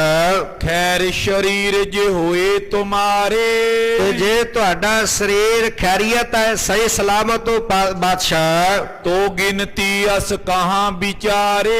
ਤੇ ਫਿਰ ਬਾਦਸ਼ਾਹ ਐਸੀ ਗਿਣਤੀ ਕਿਉਂ ਵਿਚਾਰਦੇ ਹੋ? ਐਸੀਆਂ ਗਿਣਤੀਆਂ ਮਿਣਤੀਆਂ ਵਿੱਚ ਕਿਉਂ ਪੈਂਦੇ ਹੋ? ਸਾਰੇ ਜਗਤ ਦਾ ਤੁਸੀਂ ਆਸਰਾ ਹੋ, ਕਿਉਂਕਿ ਇਹ ਸਰੀਰ ਨੂੰ ਆਸਰਾ ਮੰਨੀ ਬੈਠੇ ਨੇ। ਕਹਿਣ ਲੱਗੇ ਬਾਦਸ਼ਾਹ ਤੂੰ ਸਾਰੇ ਜਗਤ ਦਾ ਆਸਰਾ ਹੈ, ਚਵਗੱਤਾ ਕੁਲ ਦਾ ਦੀਪਕ ਹੈ। ਸੰਸਾਰ ਦੇ ਸਾਰੇ ਲੋਕਾਂ ਦੀਆਂ ਨਜ਼ਰਾਂ ਤੇਰੇ ਵੱਲ ਨੇ, ਵੇਖਦੇ ਨੇ ਕਿ ਸਾਡਾ ਬਾਦਸ਼ਾਹ ਹੈ। ਤੇ ਫਿਰ ਇਹਨਾਂ ਗੱਲਾਂ ਦੇ ਵਿੱਚ ਕਿਉਂ ਤੁਸੀਂ ਪੈਂਦੇ? ਗਿਣਤੀਆਂ ਮਿਣਤੀਆਂ ਵਿੱਚ ਕਿਉਂ ਪੈਂਦੇ ਹੋ? ਤੁਮ ਤੇ ਸ੍ਰੇਸ਼ਟ ਅਪਰ ਨਾ ਕੋਈ। ਤੇ ਬਾਦਸ਼ਾਹ ਤੁਹਾਡੇ ਤੋਂ ਸਰਵੋਤਮ ਸ੍ਰੇਸ਼ਟ ਮਹਾਨ ਦੁਨੀਆ ਵਿੱਚ ਕੋਈ ਨਹੀਂ ਹੈ। ਰਾਵਰ ਸ਼੍ਰੇ ਕਰੇ ਨੈ ਜੋਈ। ਜਿਹੜਾ ਬਾਦਸ਼ਾਹ ਆਪ ਜੀ ਦਾ ਸੁੱਖ ਨਾ ਲੱਭਦਾ ਹੋਵੇ, ਤੱਕਦਾ ਹੋਵੇ, ਕਿਉਂਕਿ ਸੰਸਾਰ ਦੇ ਸਾਰੇ ਲੋਕ ਤੁਹਾਡਾ ਸੁੱਖ ਚਾਹੁੰਦੇ ਨੇ, ਇਸ ਕਰਕੇ ਸਾਰੇ ਤੁਹਾਡਾ ਸੁੱਖ ਤੱਕਦੇ ਹਨ। ਸ਼੍ਰੀ ਨਾਨਕ ਗਾਦੀ ਪਰ ਬੈਸਾ। ਧੰਨ ਗੁਰੂ ਨਾਨਕ ਸਾਹਿਬ ਪਾਤਸ਼ਾਹ ਜੀ ਗੱਦੇ ਤੇ ਬਿਰਾਜਮਾਨ ਹੋਏ। ਹਿਰਦੇ ਨ ਸੰਸਾ ਕੀਜੇ ਐਸਾ। ਤੇ ਜੇ ਗੁਰੂ ਨਾਨਕ ਸਾਹਿਬ ਦੇ ਗੱਦੇ ਤੇ ਸ਼੍ਰੀ ਹਰਗੋਬਿੰਦ ਜੀ ਬਿਰਾਜਮਾਨ ਹੋਏ ਨੇ, ਸੁਭਾਏਮਾਨ ਹੋਏ ਨੇ, ਗੁਰਤਾ ਗੱਦੀ ਉਹਨਾਂ ਨੂੰ ਪ੍ਰਾਪਤ ਹੋਈ ਹੈ, ਤੇ ਇਹਦੇ ਵਿੱਚ ਤੂੰ ਬਾਦਸ਼ਾਹ ਕਿਸੇ ਪ੍ਰਕਾਰ ਦਾ ਸੰਸਾ ਨਾ ਕਰ। ਸੋਬੇ ਦੀ ਕੁਲ ਮੈਂ ਤਨ ਪਾਇਓ। ਧੰਨ ਗੁਰੂ ਨਾਨਕ ਸਾਹਿਬ ਪਾਤਸ਼ਾਹ ਜੀ ਜਿਸ ਪਰਿਵਾਰ ਵਿੱਚ ਆਏ ਉਹ ਬੇਦੀ ਕੁਲ ਸੀ। ਬੇਦੀ ਕੁਲ ਦੇ ਵਿੱਚ ਧੰਨ ਗੁਰੂ ਨਾਨਕ ਸਾਹਿਬ ਪਾਤਸ਼ਾਹ ਜੀ ਨੇ ਆਉਣਾ ਕੀਤਾ, ਪ੍ਰਕਾਸ਼ ਅਵਤਾਰ ਧਾਰਨ ਕੀਤਾ। ਏਸੋ ਡੀਚ ਖੱਤਰੀ ਕੁਲ ਜਾਇਓ। ਤੇ ਧੰਨ ਗੁਰੂ ਹਰਗੋਬਿੰਦ ਸਾਹਿਬ ਪਾਤਸ਼ਾਹ ਜੀ ਦੀ ਤਾਂ ਖੱਤਰੀ ਜਾਤ ਹੈ। ਖੱਤਰੀ ਜਾਤ ਦੇ ਵਿੱਚੋਂ ਸੋਢੀ ਕੁਲ ਦੇ ਵਿੱਚੋਂ ਹਨ। ਬਿਨਾ ਸੰਦੇ ਪਠਾਵਨ ਕਰੀਏ। ਤੇ ਬਾਦਸ਼ਾਹ ਕਿਸੇ ਬਿਨਾ ਸਦੇ ਸੰਸੇ ਦੇ ਤੂੰ ਸ਼੍ਰੀ ਹਰਗੋਬਿੰਦ ਜੀ ਨੂੰ ਗਵਾਲੀਅਰ ਦੇ ਕਿਲੇ ਵਿੱਚ ਭੇਜਣਾ ਕਰ। ਅਪਰ ਨ ਗਿਣਤੀ ਕੋਏ ਵਿਚਾਰੀਏ। ਕਿਸੇ ਪ੍ਰਕਾਰ ਦੇ ਬਾਦਸ਼ਾਹ ਤੂੰ ਗਿਣਤੀ ਮਿਣਤੀ ਨਾ ਕਰ, ਕਿਸੇ ਵਿਚਾਰ ਵਿੱਚ ਪੈਣਾ ਨਾ ਕਰ। ਜੇ ਰਾਵਰ ਕੀ ਤਨ ਕੀ ਸੁਖ ਹੋਏ। ਤੇ ਜੇ ਬਾਦਸ਼ਾਹ ਤੁਸੀਂ ਤੁਹਾਡਾ ਤਨ ਸੁਖ ਹੈ, ਤੁਸੀਂ ਸਰੀਰ ਕਰਕੇ ਤੰਦਰੁਸਤ ਠੀਕ ਹੋ। ਪ੍ਰਾਨ ਦੇ ਤਹਮ ਦੇਰ ਨ ਕੋਏ। ਹੁਣ ਅੱਗੋਂ ਚਤੁਰਾਈ ਵਰਤਦੇ ਨੇ। ਕਹਿਣ ਲੱਗੇ ਬਾਦਸ਼ਾਹ ਜੇ ਸਾਡੇ ਕੋਈ ਕਸ਼ਟ ਚੱਲਿਆ, ਕੋਈ ਦੁੱਖ ਅਸੀਂ ਜਿਹੜਾ ਆਪਣੇ ਤਨ ਤੇ ਲੈ ਲਈਏ ਤੇ ਤੈਨੂੰ ਸੁਖ ਮਿਲ ਸਕਦਾ ਹੋਵੇ। ਇਹ ਜਿਹੜੀ ਸਾੜ ਸਤੀ ਆਈ ਹੈ, ਜੇ ਇਹ ਅਸੀਂ ਆਪਣੇ ਸਰੀਰ ਤੇ ਲੈ ਸਕਦੇ ਹੋਈਏ, ਇਹਨਾਂ ਨੇ ਇਹ ਸੀ ਕਿ ਕਿਸੇ ਤਰ੍ਹਾਂ ਜਿਹੜਾ ਬਾਦਸ਼ਾਹ ਉਹ ਇਹ ਕਹਿਣ ਤੋਂ ਸੰਕੋਚ ਨਾ ਕਰੇ, ਗੁਰੇਜ਼ ਨਾ ਕਰੇ ਕਿ ਮੈਂ ਗੁਰੂ ਸਾਹਿਬ ਨੂੰ ਕਹਿਣਾ ਨਹੀਂ। ਹੁਣ ਬਣਾ ਵਡਿਆ ਕੇ ਕਹਿੰਦੇ ਨੇ ਬਾਦਸ਼ਾਹ ਨੂੰ ਤਿਆਰ ਕਰਨ ਵਾਸਤੇ, ਕਹਿੰਦੇ ਬਾਦਸ਼ਾਹ ਨਾਲ ਸਨੇਹ ਜਤਾਉਂਦੇ ਆ, ਬਾਦਸ਼ਾਹ ਜਿਹੜੀ ਸਾੜ ਸਤੀ ਆਈ ਹੈ, ਜੇ ਇਹ ਦੁੱਖ ਸਾੜ ਸਦੀ ਸਾਡੇ ਤੇ ਆ ਸਕਦੀ ਹੋਵੇ ਤੇ ਅਸੀਂ ਬਿਨਾਂ ਦੇਰੀ ਤੋਂ ਆਪਣੇ ਸਰੀਰ ਤੇ ਝੱਲ ਲਈਏ। ਤੁਮਰੋ ਕਸ਼ਟ ਜੇ ਬਾਟਿਓ ਜਾਏ। ਜੇ ਤੁਹਾਡਾ ਕਸ਼ਟ ਵੰਡਿਆ ਜਾਂਦਾ ਹੋਵੇ। ਹਮ ਸਹਿ ਲੈ ਹਿਰਦੇ ਹਰ ਖਾਏ। ਬਾਦਸ਼ਾਹ ਅਸੀਂ ਤਾਂ ਬੜੇ ਖੁਸ਼ ਹੋ ਕੇ ਇਹ ਦੁੱਖ ਆਪਣੇ ਤਨ ਤੇ ਸਹਿ ਲਵਾਂਗੇ। ਜੇ ਦੁੱਖ ਸਾਡੇ ਵਿੱਚ ਵੰਡਿਆ ਜਾਂਦਾ ਹੋਵੇ ਤੇ ਇਹ ਦੁੱਖ ਨੂੰ ਅਸੀਂ ਬੜੀ ਖੁਸ਼ੀ ਆਪਣੇ ਤਨ ਤੇ ਧਾਰਨ ਕਰ ਲਵਾਂਗੇ। ਜੇ ਇਮ ਸੁਨੈ ਹਰ ਗੋਬਿੰਦ।